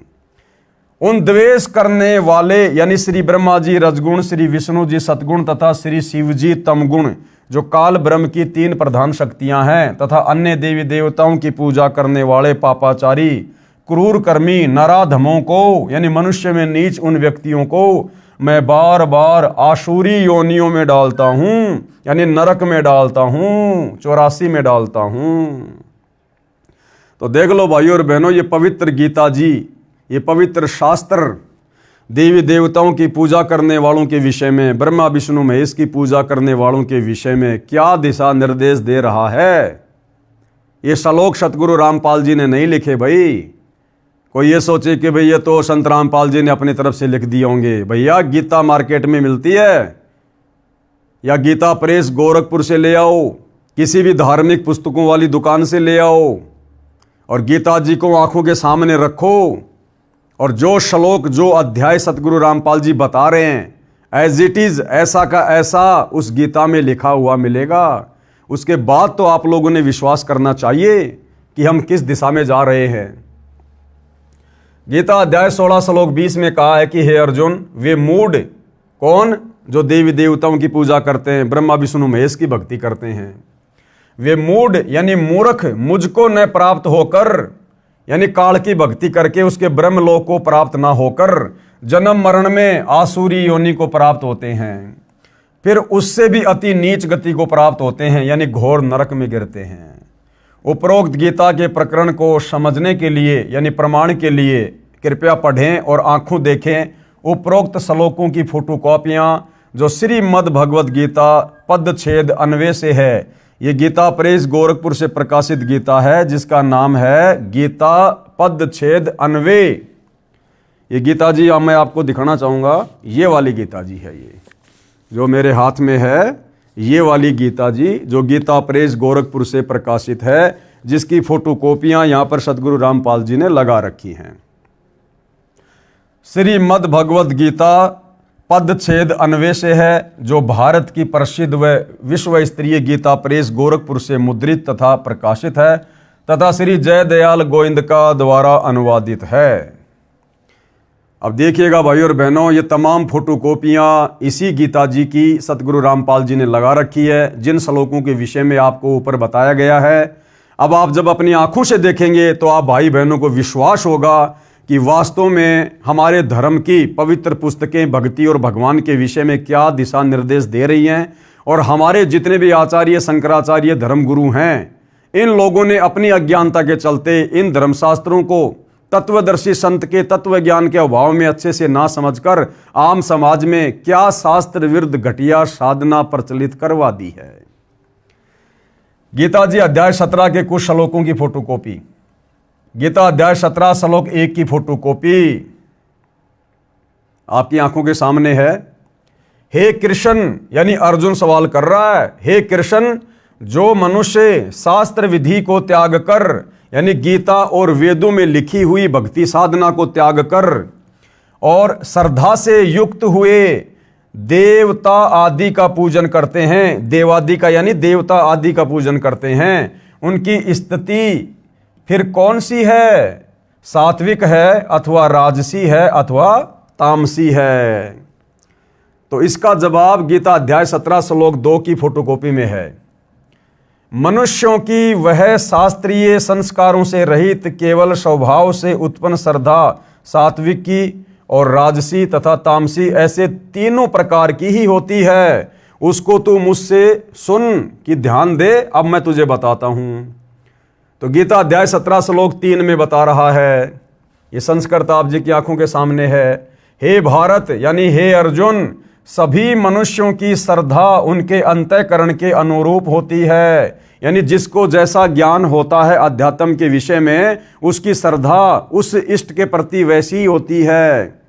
यह पुरुष श्रद्धामय है, इसलिए जो पुरुष जैसी श्रद्धा वाला है वह स्वयं भी वही है। गीता अध्याय 17 श्लोक 4 की फोटोकॉपी संस्कृत में श्लोक आप जियों के सामने है। यानी सात्विक पुरुष, यानी सात्विक जो भगत होते हैं वो देवों को पूजते हैं। जो सात्विक प्रवृत्ति के जो व्यक्ति होते हैं वो देवी देवताओं की पूजा करते हैं। और देवी देवताओं की पूजा करने के लिए यही गीता अध्याय 17 श्लोक 20 और 23 में मना कर रही है कि देवी देवताओं की पूजा करने वाले मंद बुद्धि हैं, अल्प बुद्धि हैं, उनको पता ही नहीं है कि इस साधना से तुम्हारी कैसी दुर्गति होगी।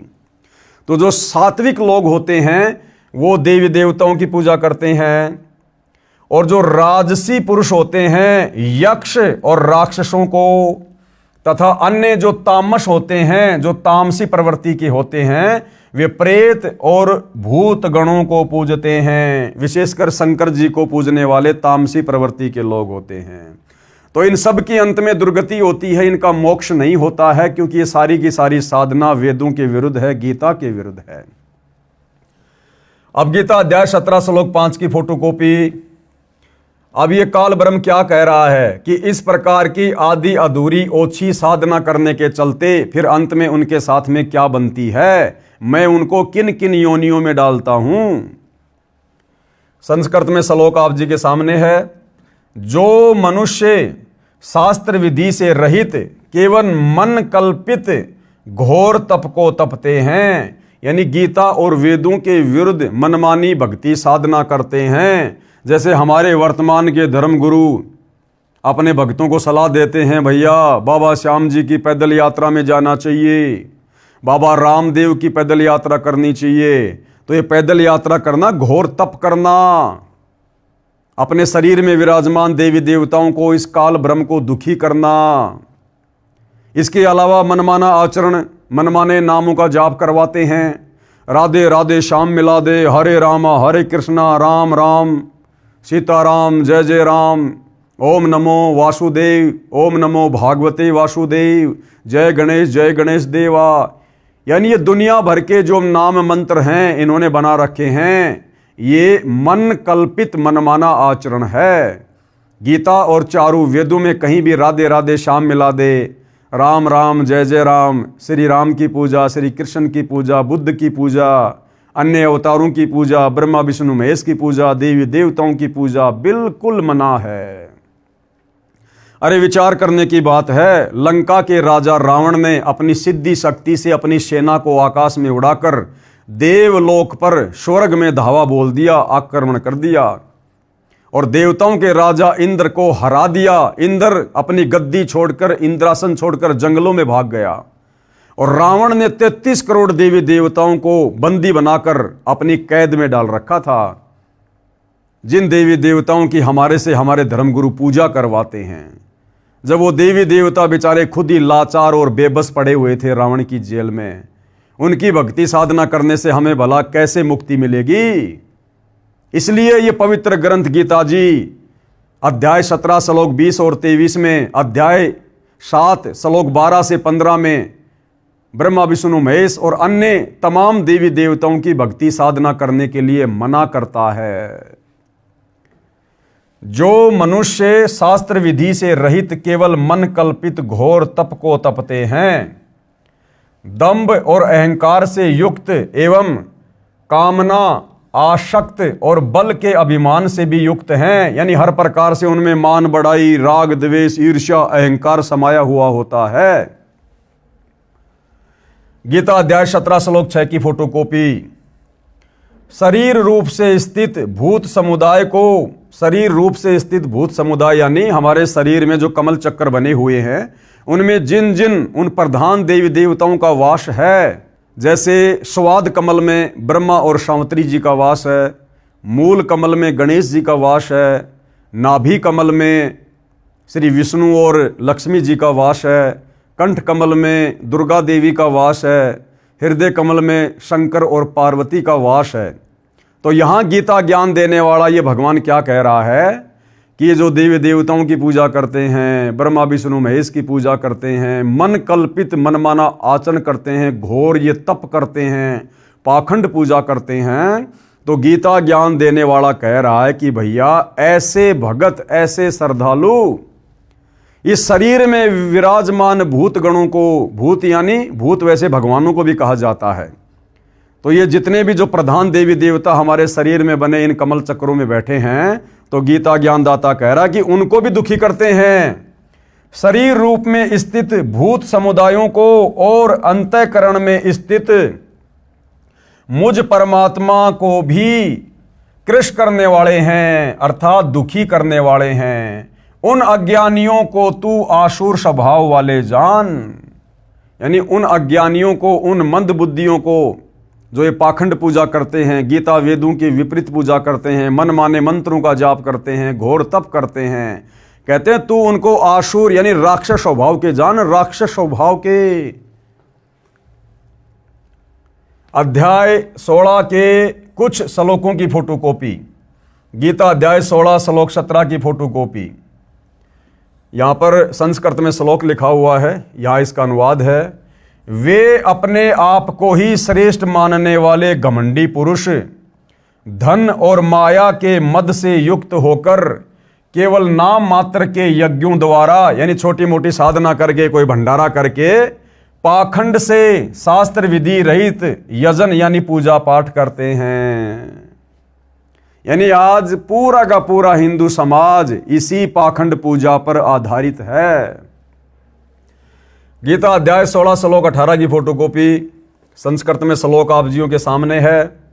अहंकार, बल, घमंड, कामना और क्रोध आदि के प्रायण यानी वशीभूत होकर और दूसरों की निंदा करने वाले पुरुष यानी वो भगत अपने और दूसरों के शरीर में स्थित मुझ अंतर्यामी से द्वेष करने वाले हैं।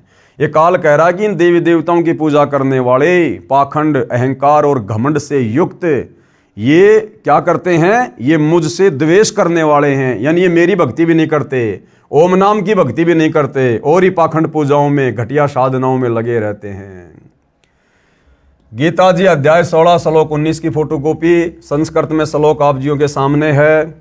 अब ये काल ब्रह्म गीता का ज्ञान देने वाला भगवान क्या कह रहा है ऐसे भक्तों के विषय में, ऐसे साधकों के विषय में जो मनमानी भक्ति करते हैं, घोर तप को तपते हैं, देवी देवताओं की पूजा करते हैं, ब्रह्मा विष्णु महेश की पूजा करते हैं, तीर्थों पर जाते हैं, धामों पर जाते हैं, पैदल यात्रा करते हैं, मंदिर मस्जिद चर्च गुरुद्वारों में जाते हैं। उनके विषय में क्या कहा जा रहा है कि उन द्वेष करने वाले पापाचारी, यानी वो हर प्रकार का पाप भी करते हैं, मुर्गी मार के वो खा जाएं, किसी भी प्रकार का मांस मटन वो खा लेते हैं, शराब वो पी लेते हैं, बीड़ी, सिगरेट, गुटखा, जर्दा, तमाकू, हुक्का, हर प्रकार का नशा वो करते हैं, इसलिए उनको पापाचारी भी कहा है।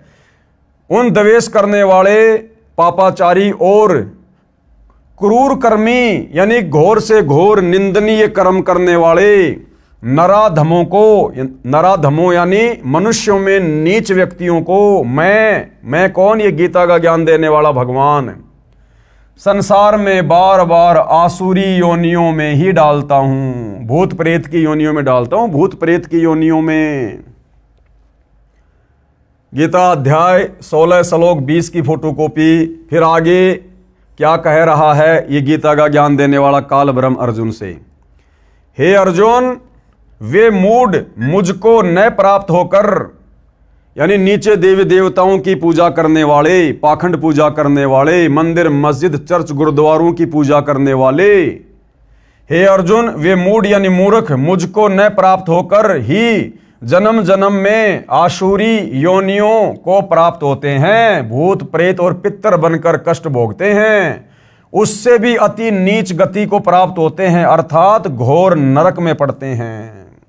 देख लो भाइयों और बहनों, जो साधना हमारे पूर्वज सदियों से करते आ रहे थे तत्व ज्ञान के अभाव में, जो साधना कर करके हमारे बड़े बड़े धर्मगुरु ऋषि मुनि अपना शरीर छोड़ने के बाद दुर्गति को प्राप्त हुए, तो विचार करो भाइयों और बहनों, इस पवित्र ग्रंथ गीता जी के अनुसार यदि हम शास्त्र विधि को त्याग के मनमाना आचरण करेंगे, देखा देखी दंत कथा वाली लोक वेद वाली भक्ति करेंगे, आंख बंद करके भक्ति करेंगे, तत्वदर्शी संत की सुसंगति में आकर उनसे उपदेश लेकर भक्ति नहीं करेंगे, तो आप और हमारे साथ भी फिर अंत समय में यही बनेगी। हमें भी आसुरी योनियों में जाना पड़ेगा, भूत प्रेत बनना पड़ेगा और फिर नरक भी भोगना पड़ेगा। अब गीता अध्याय 16 श्लोक 23 क्या कह रहा है कि ये जो तमाम प्रकार की पूजा पाठ जो लोग कर रहे हैं, जिनका शास्त्रों में कहीं कोई उल्लेख नहीं है, जो शास्त्र विधि रहित भक्ति साधना है, कहते हैं ये तो मनमाना आचरण है, मनमाना आचरण। और गीता अध्याय 16 श्लोक 23 में गीता का ज्ञान देने वाला ये भगवान काल ब्रह्म क्या कह रहा है? जो पुरुष शास्त्र विधि को त्याग कर अपनी इच्छा से मनमाना आचरण करता है, वह नए सिद्धि को प्राप्त होता है। यानी उस भक्ति से उसको कोई सिद्धि नहीं होगी, कोई लाभ नहीं होगा, कोई कार्य सिद्ध नहीं होगा, न उसकी कोई परम गति होगी और ना उसको किसी प्रकार का सुख मिलेगा, क्योंकि उसका जन्म मरण का रोग समाप्त नहीं होगा। और जन्म मरण समाप्त नहीं हुआ तो बार बार जन्म लेगा, कभी पशु का, कभी पक्षी का, कभी मनुष्य का, कभी नरक में जाएगा। तो वो कभी भी सुखी नहीं हो सकता जो जन्म और मरण में है। आगे गीता अध्याय 16 श्लोक 24 में क्या कहा जा रहा है कि भैया फिर इसका क्या उपाय है, फिर भक्ति साधना कैसे करें, किस चीज को आधार माने कि क्या भक्ति सही है, क्या भक्ति गलत है। इससे तेरे लिए इस कर्तव्य और अकर्तव्य की व्यवस्था में, यानी कौन सी भक्ति करनी चाहिए, कौन सी भक्ति नहीं करनी चाहिए, अर्जुन इस व्यवस्था में तेरे लिए शास्त्र ही प्रमाण है। और हिंदू धर्म के मुख्य शास्त्र हैं चारों वेद और गीता। और जो व्यक्ति गीता और चारों वेदों के अनुसार बताई साधना नहीं करता है, वो मनमाना आचरण कर रहा है। ऐसा जानकर तू शास्त्र विधि से नियत कर्म करने योग्य है, अर्थात तेरे को शास्त्र विधि अनुसार ही भक्ति साधना करनी चाहिए। मनमाना आचरण करके दुर्गति को प्राप्त नहीं होना चाहिए। गीता जी अध्याय 7 श्लोक 12 की फोटोकॉपी संस्कृत में श्लोक आप जियों के सामने है। और भी जो सत्व गुण से उत्पन्न होने वाले भाव हैं और जो रजोगुण से उत्पन्न होने वाले भाव हैं, उनको तू मुझसे ही होने वाला जान। अब ध्यान से पढ़ना भाई और बहनों। अब ये गीता का ज्ञान देने वाला भगवान काल ब्रह्म अर्जुन से क्या कह रहा है? और भी जो सत्व गुण से उत्पन्न होने वाले भाव हैं, सतोगुण प्रधान देवता कौन है? श्री विष्णु जी। और रजोगुण प्रधान देवता श्री ब्रह्मा जी और तमोगुण प्रधान देवता श्री शंकर जी। ये काल कह रहा है कि इन तीनों देवताओं से उत्पन्न होने वाले जो भी भाव हैं, उनका मुख्य कारण मैं ही हूं। यानी तीनों देवता मेरे अंडर में हैं, ये मेरे बेटे हैं। और इनकी भक्ति से जो थोड़ा बहुत लाभ तुम्हें प्राप्त होता है थोड़े समय के लिए, उसका मूल कारण मैं ही हूं। यानी मेरी साधना करके, तप करके, ओम नाम का जाप करके ये तीनों देवता थोड़ी बहुत शक्ति मेरे से ही प्राप्त करते हैं। इसलिए इन तीनों देवताओं की और अन्य देवी देवताओं की भक्ति करने वाला कभी भी परम सुख और परम शांति को प्राप्त नहीं हो सकता। यानी मूल कारण 21 ब्रह्मांड में, ये 21 ब्रह्मांड का नकली भगवान, गीता का ज्ञान देने वाला भगवान, ये काल ब्रह्म है। बाकी सब इसके नीचे हैं, सब इसके कंट्रोल में हैं, सब इसके अंडर में हैं। इसलिए ये कह रहा कि और भी जो सत्वगुण से, रजोगुण से, तमोगुण से उत्पन्न होने वाले भाव हैं, उन सबको तू मुझसे ही होने वाला जान। यानी ब्रह्मा जी को रजोगुण किसने बनाया? इस काल ब्रह्म ने। विष्णु जी को सतोगुण प्रधान देवता किसने बनाया? इस काल ब्रह्म ने। और शंकर जी को तमोगुण प्रधान देवता किसने बनाया? इस काल ब्रह्म ने। क्यों बनाया? अपने स्वार्थ के लिए बनाया, अपने भोजन के जुगाड़ के लिए बनाया। क्योंकि इसको प्रतिदिन 1 लाख मनुष्य शरीरधारी स्त्री या पुरुषों के सूक्ष्म शरीर से निकली गंध, वासना, वो मैल खाने का श्राप लगा हुआ है। ये स्वयं किसी के सामने प्रकट नहीं होता है, इसका अटल नियम है, विधान है। ये अपने ओरिजिनल रूप में किसी के सामने प्रकट नहीं होता। और अपने भोजन की व्यवस्था इसने अपने तीनों पुत्रों ब्रह्मा विष्णु महेश के माध्यम से करवा रखी है।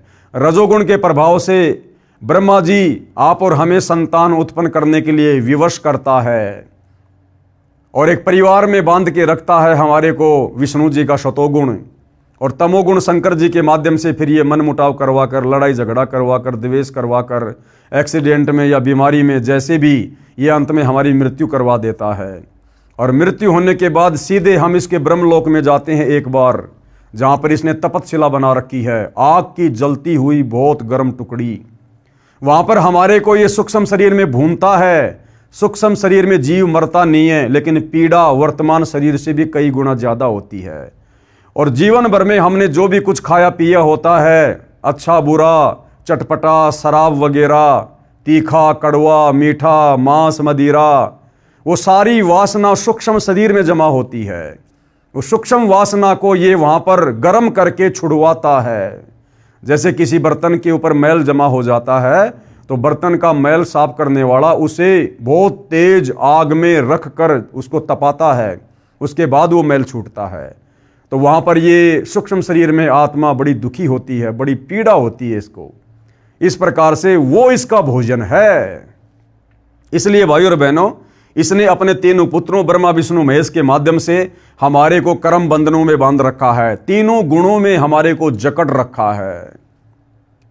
और यदि हम इस कर्म बंधन से छूट सकते हैं, इन तीनों गुणों के प्रभाव से दूर होकर शत भक्ति कर सकते हैं, तो केवल तत्वदर्शी संत की शरण में आकर, क्योंकि तत्वदर्शी संत इन तीनों गुणों और इस काल के प्रभाव से दूर होता है, क्योंकि वो तत्वदर्शी संत स्वयं परम अक्षर ब्रह्म होता है, तीनों लोकों में प्रवेश करने वाला, सबका धारण पोषण करने वाला कबीर देव होता है।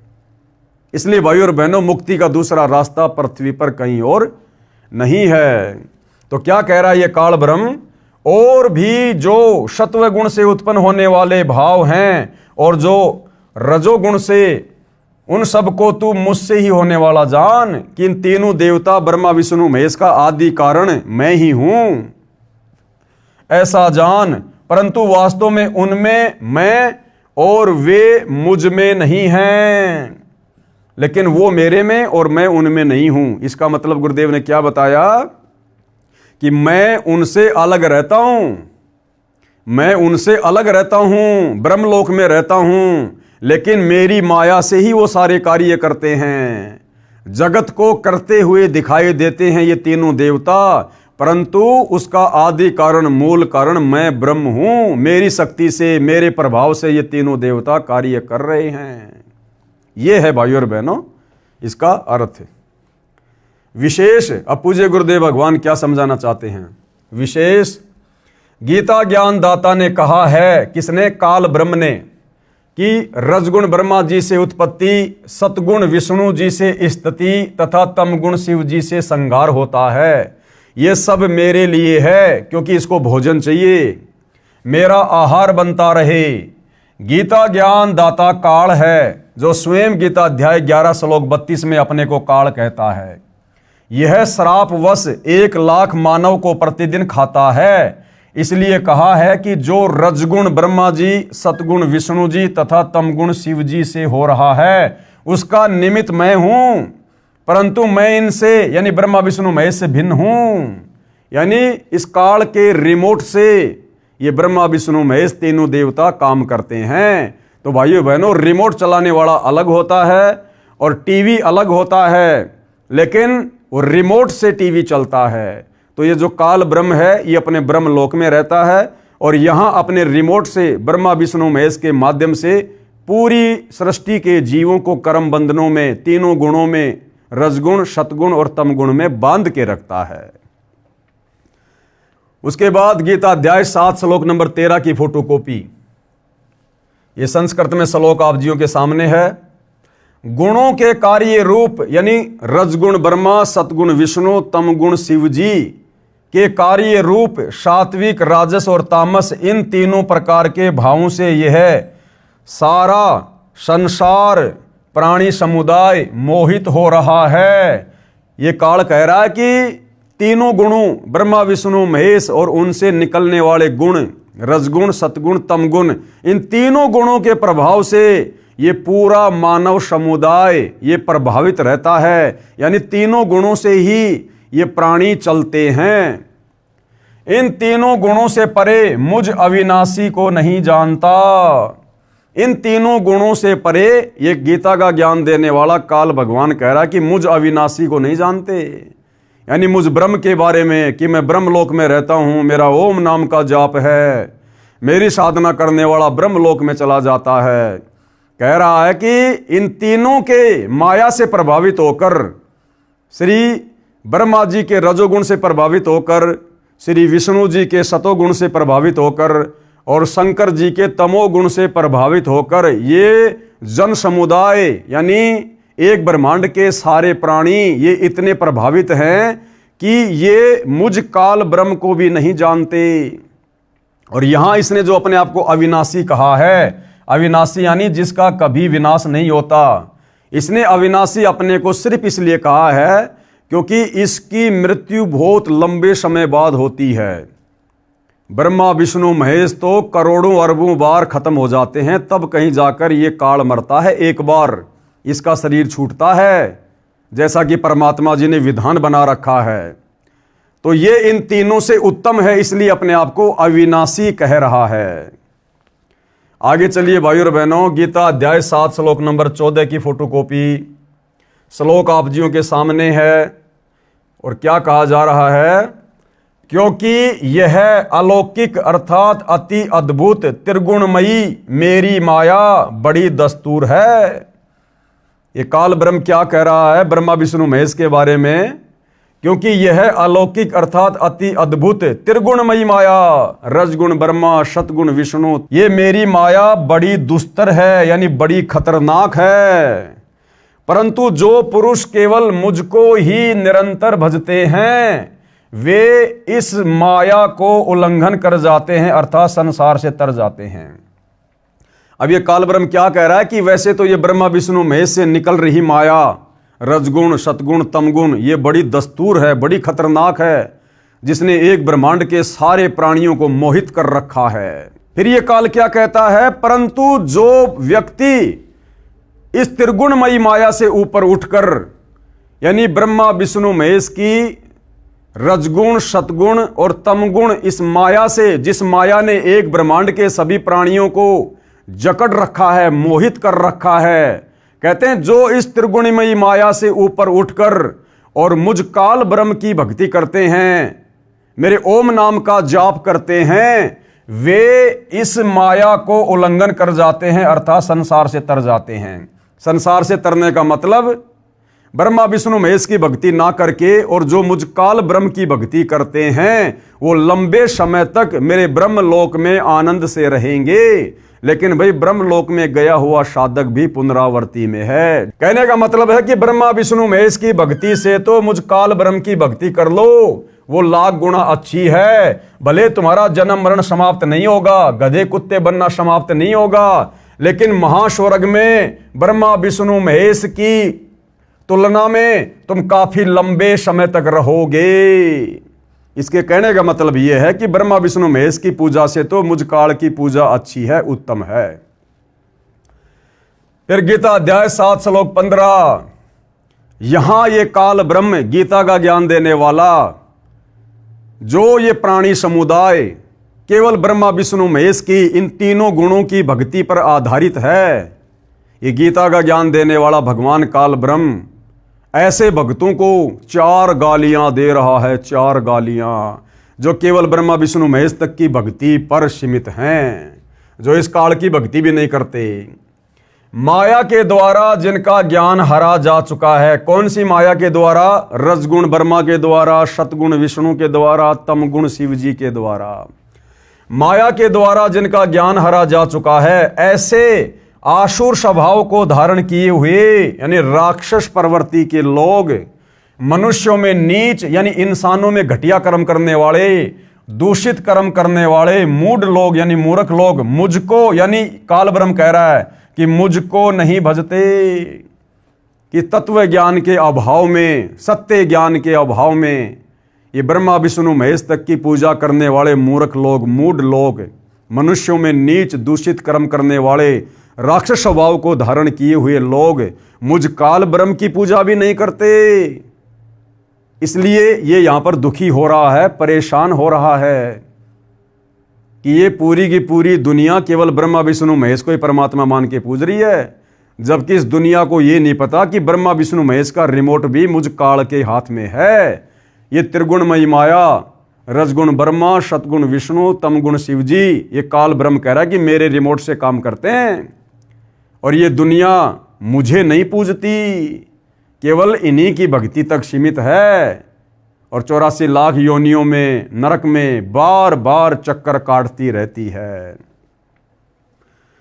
आगे भाइयों और बहनों, विशेष इस गीता अध्याय 7 श्लोक 15 में स्पष्ट किया है कि जिन साधकों की आस्था रजगुण ब्रह्मा जी, सतगुण विष्णु जी तथा तमगुण शिव जी में अति दृढ़ है तथा जिनका ज्ञान लोक वेद दंत कथाओं के आधार से इस त्रिगुणमयी माया के द्वारा हरा जा चुका है, वे इन्हीं तीनों प्रधान देवताओं व अन्य देवताओं की भक्ति पर दृढ़ हैं। इनसे ऊपर मुझे यानी गीता ज्ञानदाता को नहीं भजते, नहीं पूजते।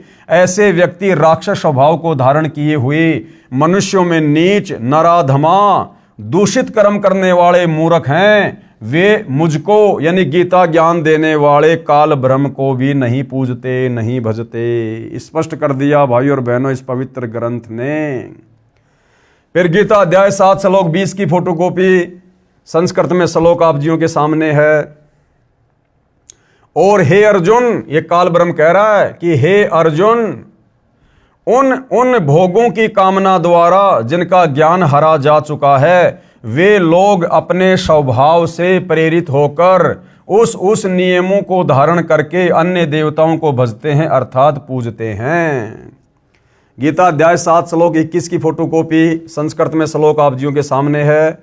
जो सकाम भगत जिस देवता के स्वरूप को श्रद्धा से पूजता है, चाहता है, उस भगत की श्रद्धा को मैं उसी देवता के प्रति स्थिर करता हूं। यानी कहने का मतलब है कि जो भगत तत्व ज्ञान के अभाव में जिन जिन देवताओं की पूजा करता है, जिस भी श्रद्धा भाव से, उनको थोड़ा बहुत लाभ जो भी मिलता है उन देवी देवताओं की पूजा से, भक्ति से, ये काल कह रहा है कि वो मैं ही देता हूं। फिर गीता अध्याय 7 श्लोक 22 की फोटोकॉपी संस्कृत में श्लोक आप जियों के सामने है। और क्या कहा जा रहा है?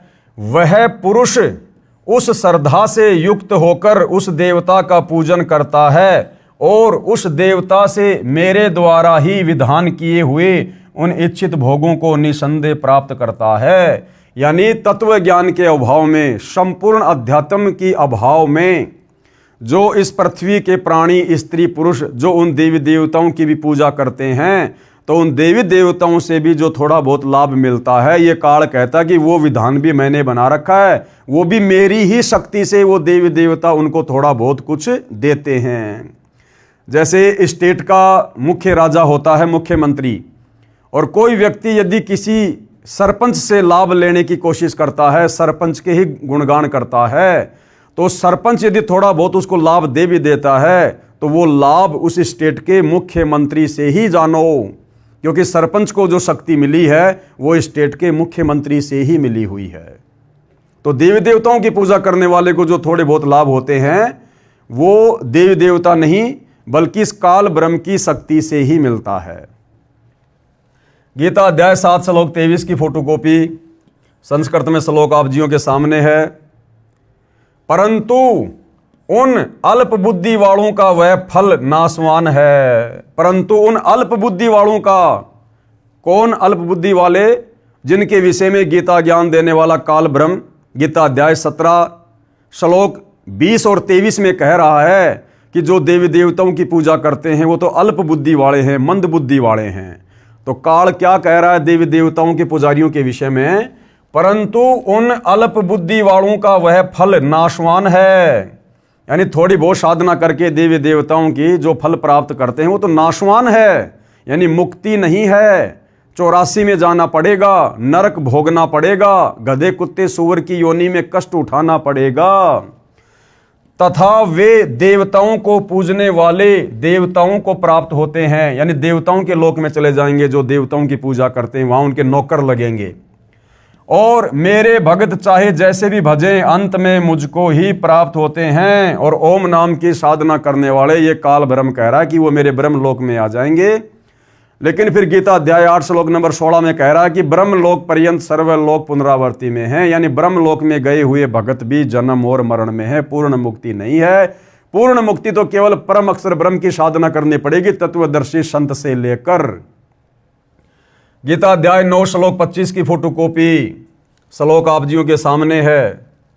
देवताओं को पूजने वाले देवताओं को प्राप्त होते हैं, यानी देवताओं के लोक में चले जाएंगे, वहां उनके नौकर बन जाएंगे और फिर वो देवता उनका मिसयूज करेंगे। मिसयूज जैसे इंद्र की भक्ति करके इंद्र के लोक में चले जाते हैं। अब इंद्र ने क्या किया, जब विश्वामित्र तप करने लगा तो इंद्र ने अपनी नौकरानी को भेज दिया उसके तप को खंड करने के लिए। मार्कंडे ऋषि जब तप करने लगा तो इंद्र ने अपनी खुद की पत्नी को भी मार्कंडे ऋषि के सामने नंगा करके प्रस्तुत कर दिया। इतना गिरा हुआ चरित्र हमारे इन देवताओं का है, जिनकी भक्ति करने के लिए गीता अध्याय 17 श्लोक 20 और 23 में काल ब्रह्म मना कर रहा है।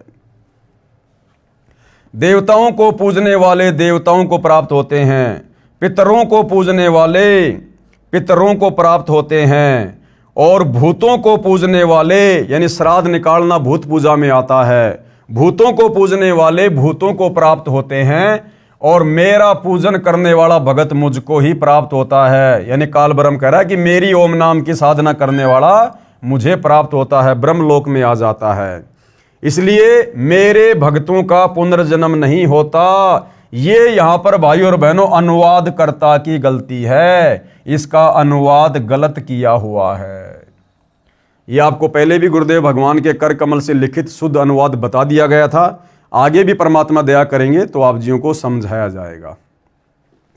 विशेष जानकारी प्रश्न 13। अब हिंदू साहिबान कहेंगे कि पुराणों में श्राद्ध करना, कर्मकांड करना बताया है, तीर्थों पर जाना पुण्य बताया है, ऋषियों ने तप किए, क्या उनको भी हम गलत माने? श्री ब्रह्मा जी ने, श्री विष्णु जी तथा श्री शिव जी ने भी तप किए, क्या वे भी गलत करते हैं? अरे भाई, इतना सब कुछ इस पुस्तक में क्लियर कर दिया गया है कि ये तपस्या करना, मनमानी भक्ति करना, ये चारों वेदों में, गीता जी में मना है। और ये जितने भी ये पुराण हैं, ये इन ऋषियों का खुद का भक्ति अनुभव है। इन पुराणों का ज्ञान 99% वेद और गीता से मेल नहीं खाता है। इसलिए पुराणों के अनुसार भक्ति करने से मुक्ति नहीं हो सकती, हम दुर्गति से नहीं बच सकते। तो उत्तर दे रहे हैं गुरुदेव, ऊपर श्रीमद् भगवत गीता से स्पष्ट कर दिया है कि जो घोर तप करते हैं वे मूर्ख हैं, पापाचारी और क्रूर कर्मी हैं। चाहे कोई ऋषि हो या अन्य, उनको वेदों का कै ख का भी ज्ञान नहीं था। इसीलिए तो सतगुरु रामपाल जी बार बार कहते हैं कि भाई अध्यात्म के विषय में ये ब्रह्मा विष्णु महेश भी फैल हैं। यानी ब्रह्मा विष्णु महेश को भी अध्यात्म का ज्ञान नहीं है, श्री ब्रह्मा जी को भी वेदों का पूर्ण ज्ञान नहीं। फिर ब्रह्मा जी ने जो चारों वेद अपने वंशजों को दिए, मनु आदि को, उनको भी वेदों का ज्ञान नहीं। फिर आगे चलकर ये वेद साधना भी लुप्त होती चली गई, तो उन ऋषि महर्षियों को फिर वेदों का ज्ञान कहां से हो जाएगा, जो सतयुग में, त्रेता में और द्वापर में थे। और उन्होंने मनमानी पूजा साधना की, जंगलों में जाकर तपस्या की, घोर तप किए, जो तप करने के लिए गीता जी मना कर रही है। तो भाई ये जो अध्यात्म का संपूर्ण मार्ग है, संपूर्ण ज्ञान है, ये 21 ब्रह्मांड में 21 ब्रह्मांड के स्वामी काल ब्रह्म को भी नहीं है। ये काल ब्रह्म भी सतलोक के विषय में पूरी तरह से नहीं जानता है। इसीलिए तो गीता अध्याय 4 श्लोक नंबर 34 में इसने अर्जुन से कहा कि भाई किसी तत्वदर्शी संत की खोज कर ले। अगर इस काल ब्रह्म को, गीता के ज्ञान देने वाले भगवान को ज्ञान होता, उस तत्व ज्ञान के विषय में ये जानता, तो फिर अर्जुन को तत्वदर्शी संत की शरण में जाने की सलाह क्यों दे रहा है? अगर इसको तत्व ज्ञान होता तो 2-4 श्लोक और लिख देता कि ये है वो तत्व ज्ञान। कौन सा भाई कागज कम पड़ रहा था या स्याही कम पड़ रही थी? तो भाई और बहनों, वो तत्व ज्ञान तो परम अक्षर ब्रह्म, कबीर देव, सत्य पुरुष इस पृथ्वी पर स्वयं ही तत्वदर्शी संत के रूप में प्रकट होकर समझाता है और निसंदेह वर्तमान में वह तत्व ज्ञान सतगुरु रामपाल जी समझा रहे हैं। तभी तो इतने प्रमाण हिंदू समाज को समझाने के लिए इस पवित्र पुस्तक में डाल रखा है। सामान्य हिंदू को तो होगा कहां से भाई, जब ब्रह्मा विष्णु महेश ही तप किया करते थे, वेदों विरुद्ध साधना किया करते थे, तो जब ब्रह्मा विष्णु महेश को भी वेद ज्ञान नहीं है तो सामान्य ऋषियों को, संतों को, बेचारों को कहां से होगा। और फिर वर्तमान के जो सामान्य हिंदू हैं फिर उनको कहां से होगा। सामान्य हिंदू को तो होगा कहां से। गीता में तीर्थों पर जाना कहीं नहीं लिखा है, इसलिए तीर्थ भ्रमण गलत है। शास्त्र विधि त्याग कर मनमाना आचरण है जो गीता में व्यर्थ कहा है। अगला सवाल किया है प्रश्न 14, क्या पुराण शास्त्र नहीं है। उत्तर, पुराणों का ज्ञान ऋषियों का अपना अनुभव है। वेद व गीता प्रभुदत्त यानी गॉड गिवन ज्ञान है जो सत्य है। ऋषियों ने वेदों को पढ़ा लेकिन ठीक से नहीं समझा, जिस कारण से लोकवेद यानी एक दूसरे से सुने ज्ञान को उस आधार से साधना की। कुछ ज्ञान वेदों से लिया यानी ओम नाम का जाप यजुर्वेद अध्याय 40 श्लोक 15 से ले लिया, और तप करने का ज्ञान ब्रह्मा जी से ले लिया। तप करने की सलाह वेदों में नहीं है। तो इन ऋषियों ने क्या किया कि ओम नाम का मंत्र तो निकाल लिया यजुर्वेद से, और ब्रह्मा जी से इन्होंने ये तप करने का ज्ञान ले लिया, क्योंकि ब्रह्मा जी को वेद ज्ञान नहीं था। ब्रह्मा जी को काल ने आकाशवाणी कर दी थी जब ये कमल के फूल पर बैठा हुआ था कि तप करो तप करो, तो ब्रह्मा जी ने उस काल की आकाशवाणी को परमात्मा की आकाशवाणी समझकर तप करना शुरू कर दिया। तो ब्रह्मा जी की देखा देखी फिर नीचे ऋषियों ने करना शुरू कर दिया। तो इन पुराणों में कंप्लीट ज्ञान मुक्ति वाला नहीं है, भक्ति वाला नहीं है, अध कचरा ज्ञान है जो हमारे किसी काम का नहीं है। कुछ ज्ञान वेदों से लिया यानी ओम नाम का जाप यजुर्वेद अध्याय 40 श्लोक 15 से लिया। तप करने का ज्ञान ब्रह्मा जी से लिया। खिचड़ी ज्ञान के अनुसार साधना करके सिद्धियां प्राप्त करके किसी को श्राप किसी को आशीर्वाद देकर जीवन नष्ट कर गए। गीता में कहा है कि जो मनमाना आचरण यानी शास्त्र विधि त्याग कर साधना करते हैं उनको कोई लाभ नहीं होता, यानी उनकी मुक्ति नहीं होती, जन्म मरण से पीछा नहीं छूटता। जो घोर तप को तपते हैं वे राक्षस स्वभाव के हैं, राक्षस स्वभाव के।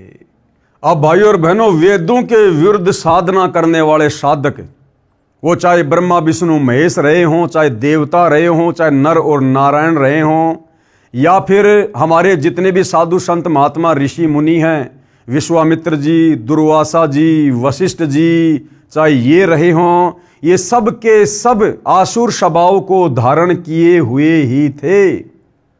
कभी भी सद्बुद्धि प्राप्त नहीं हो सकती, नीच कर्म करने से पीछे नहीं हट सकते।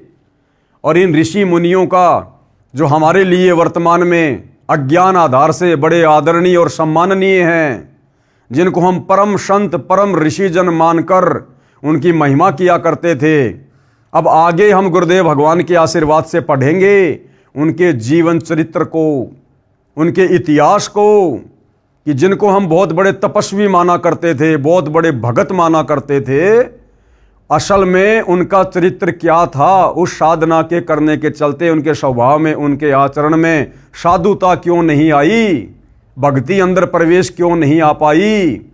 तपस्या करके उन्होंने अपनी बैटरी चार्ज कर ली और उससे फिर उन्होंने किसी का अच्छा कर दिया, किसी को शराब दे के उसका बुरा कर दिया, और समाज में झूठी महिमा प्राप्त करके वो एटम बम बन के घूमते रहे, और डर के मारे दुनिया उनको नमस्कार करती रही कि महाराज जी को कुछ ज़्यादा बोल देंगे, सवाल जवाब कर लेंगे तो महाराज जी कहीं हमें श्राप ना दे दें, हमारा सत्यानाश ना हो जाए।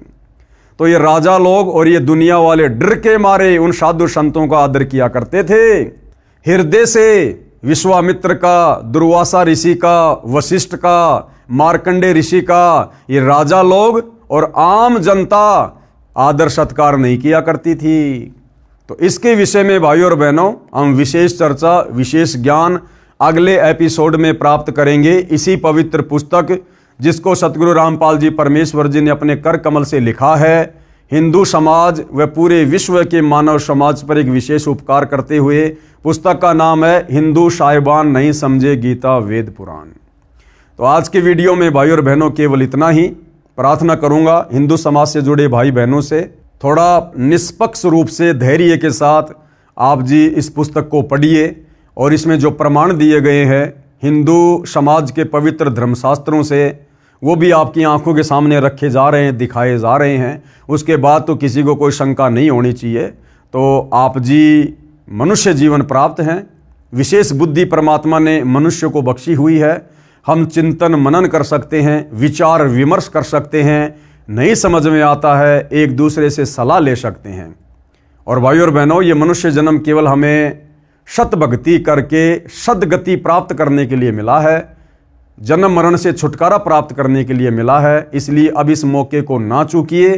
परमात्मा स्वयं तत्वदर्शी संत के रूप में धरती पर प्रकट है, लेकिन सबसे पहले उनके ज्ञान को समझना जरूरी है। अगर ज्ञान समझ में नहीं आएगा तो हमें कोई भी उनकी भक्ति साधना से भ्रमित कर देगा। इसलिए यदि भक्ति पर लंबी रेस का घोड़ा बनना है, अंत समय तक दृढ़ता के साथ भक्ति करनी है, तो पहले ज्ञान को समझना बहुत जरूरी है। क्योंकि परमात्मा कहते हैं ज्ञान संपूर्ण हुआ नहीं, हृदय नहीं छिदाए, यानी दिल में जगह बनी नहीं, और देखा देखी भक्ति का भाई रंग नहीं ठहराए। ऐसे भगत को जिसको ज्ञान अच्छे से समझ में नहीं आया, ऐसे भगत को कोई भी व्यक्ति भक्ति मार्ग से अटपट करके विचलित कर सकता है।